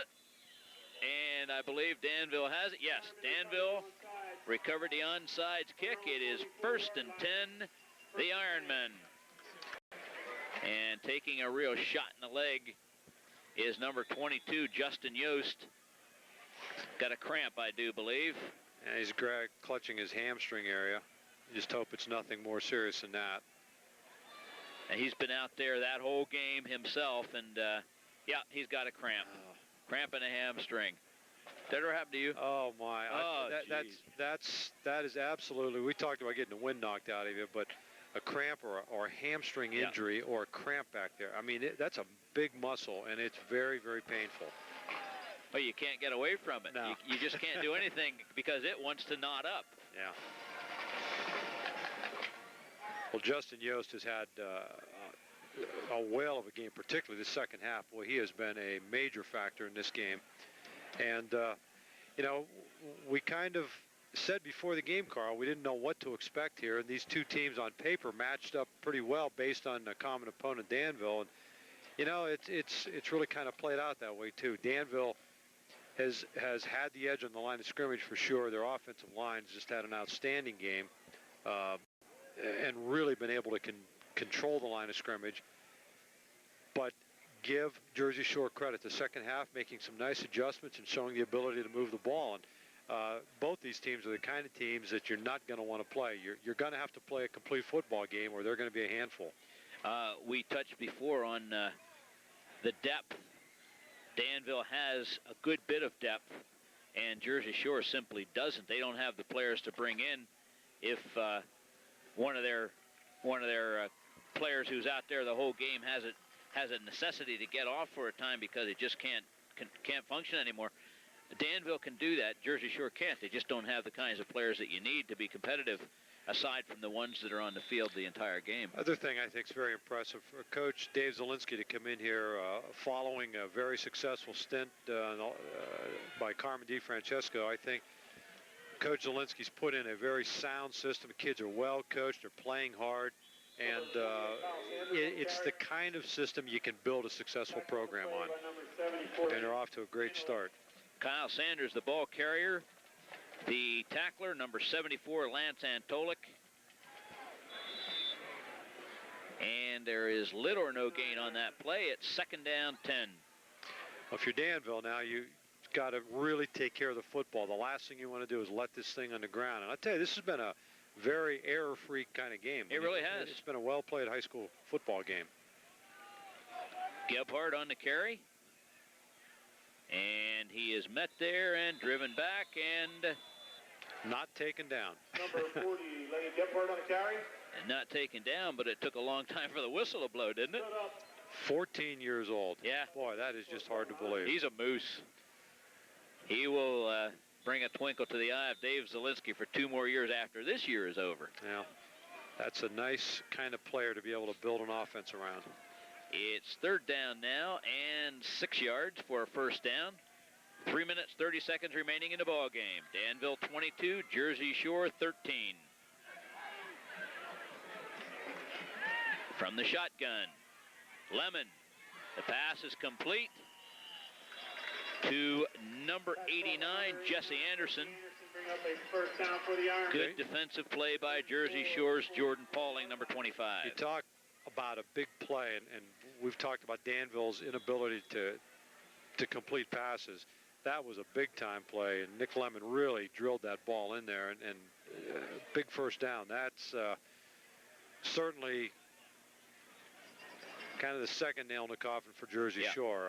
Had they been able to hold there, they would have had some time to do something.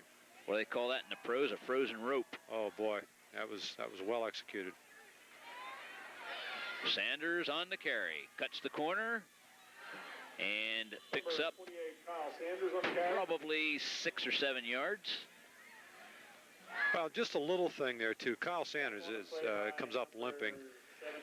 Yeah, he turned the corner, and here's where senior experience. He turned upfield and then turned back to the middle of the field, not to be near that sideline where it would stop the clock. Sanders coming off. What a tremendous game that young man has played. He's replaced by number 22, Jason Alexander. What a great job. I don't know if he turned his ankle or took a knee to the muscle. At any rate, he's off the field for now. Oh, my. He's off the field for right now as Alexander is bent backward. Pops right back up again. Alexander, one of Danville's good wrestlers, and he shows some toughness there. Well, Jason Alexander listed at 5'4", 140, and no, that's about right. that's a lot of toughness for that size of body. Kyle Sanders down here in the sideline looks like maybe he has a tight calf muscle.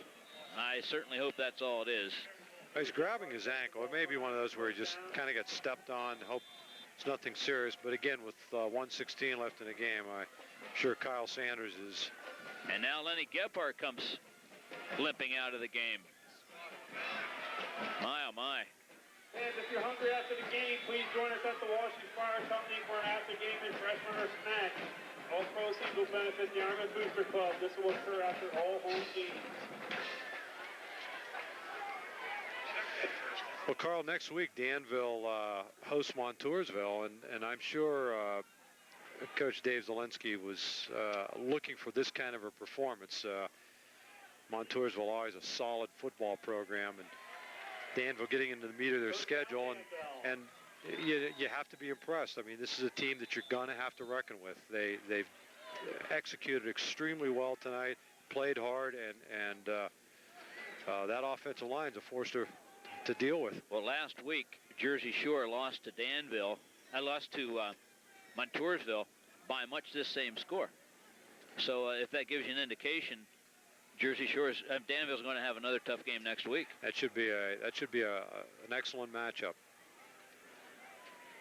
Sanders and Gebhardt both out of the game. Could be tight muscles. Who knows at this point? But those are two that, without those two, Danville has some real holes to fill. Yeah, but I think at this point, 116, it's now just running out the clock, and if you get little nicks or nagging injuries, there's no sense in risking something more serious. You definitely want to keep people healthy. Absolutely.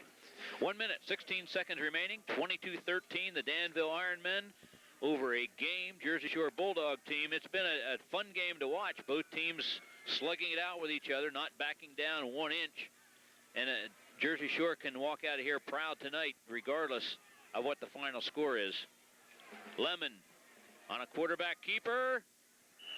Just about broke loose. Did you see that? Well, you know,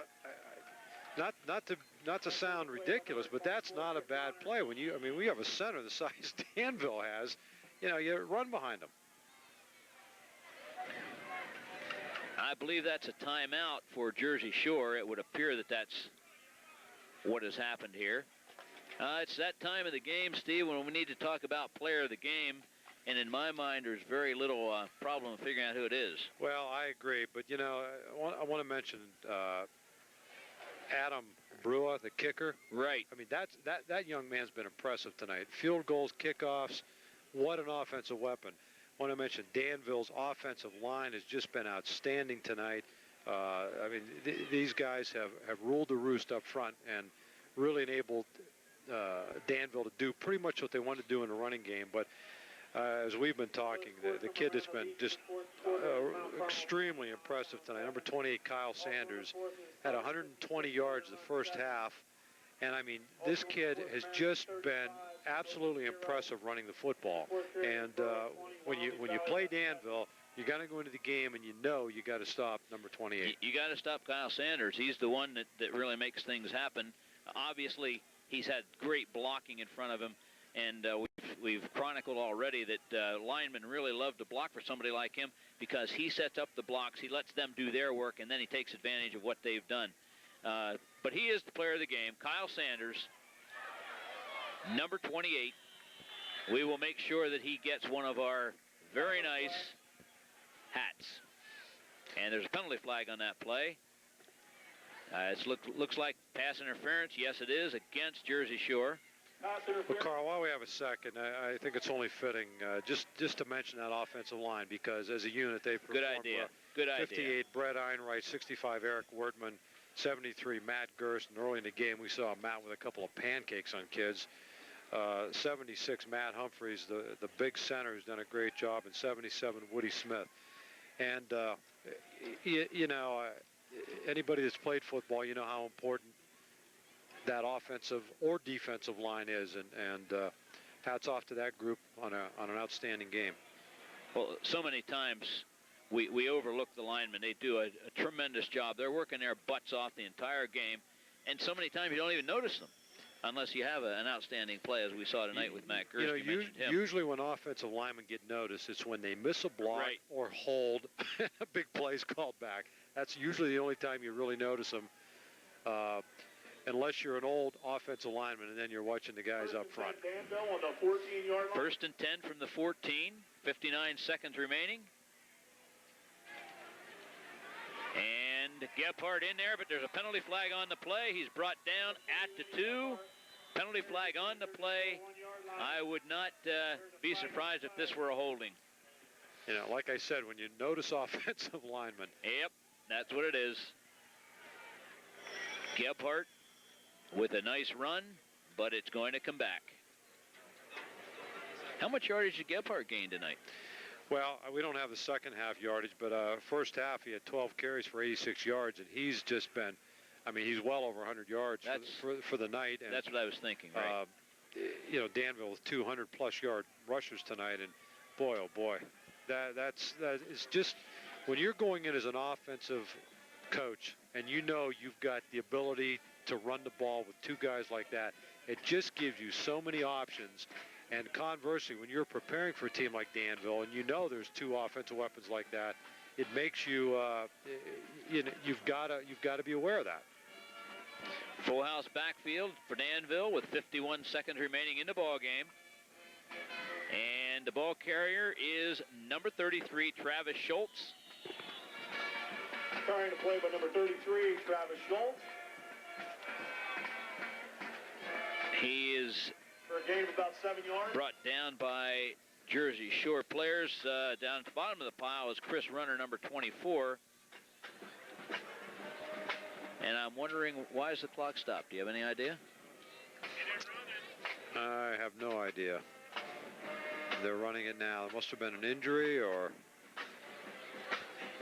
referee wound the clock. It must have been an official timeout. Maybe there was an injury or equipment Well, number problem. 89 down here, Jesse Anderson, just limped off. Maybe he was the one that they stopped it for. Under 30 seconds remaining in the ball game, and Schultz again on the carry. That's number 33. They're still banging on each other. I'll tell you, the Jersey Shore Bulldogs, Danville Ironmen, still going at each other. And that could very well have been the last play of the ball game. Well, Carl, a very well-played high school game. Not a lot of mistakes. It's just a matter of one team really outplayed the other tonight, but it's been a very entertaining high school football game. We would like to thank our technical people, Matt Leshak, Jill Kirkner-Cotner. Congratulations to Jill. She was recently married, in fact, September 9th. And also to Nathan Detroit. Nathan Detroit in our van. Nathan Baylor. And Steve Bish, I'd like to thank you for tonight.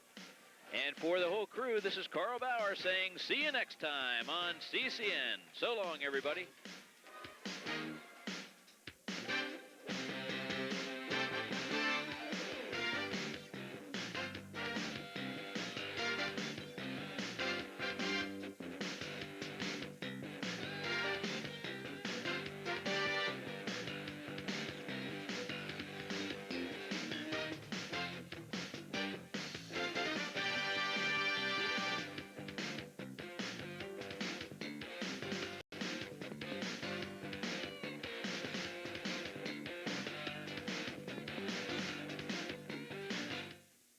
Everyone in your hometown is talking about CCN News 8. Local news that happens every day, right in your own backyard. CCN is there, covering the events that are shaping your community. You get the full story first. With Debbie Bortel, Chris O'Rourke, and Sam Hallman, news, weather, and sports has never been so local. Tune in weeknights at 5:30 and 10 p.m. and the following morning at 7 a.m. for CCN News 8, your only source for truly local news. CCN News 8, right here at home.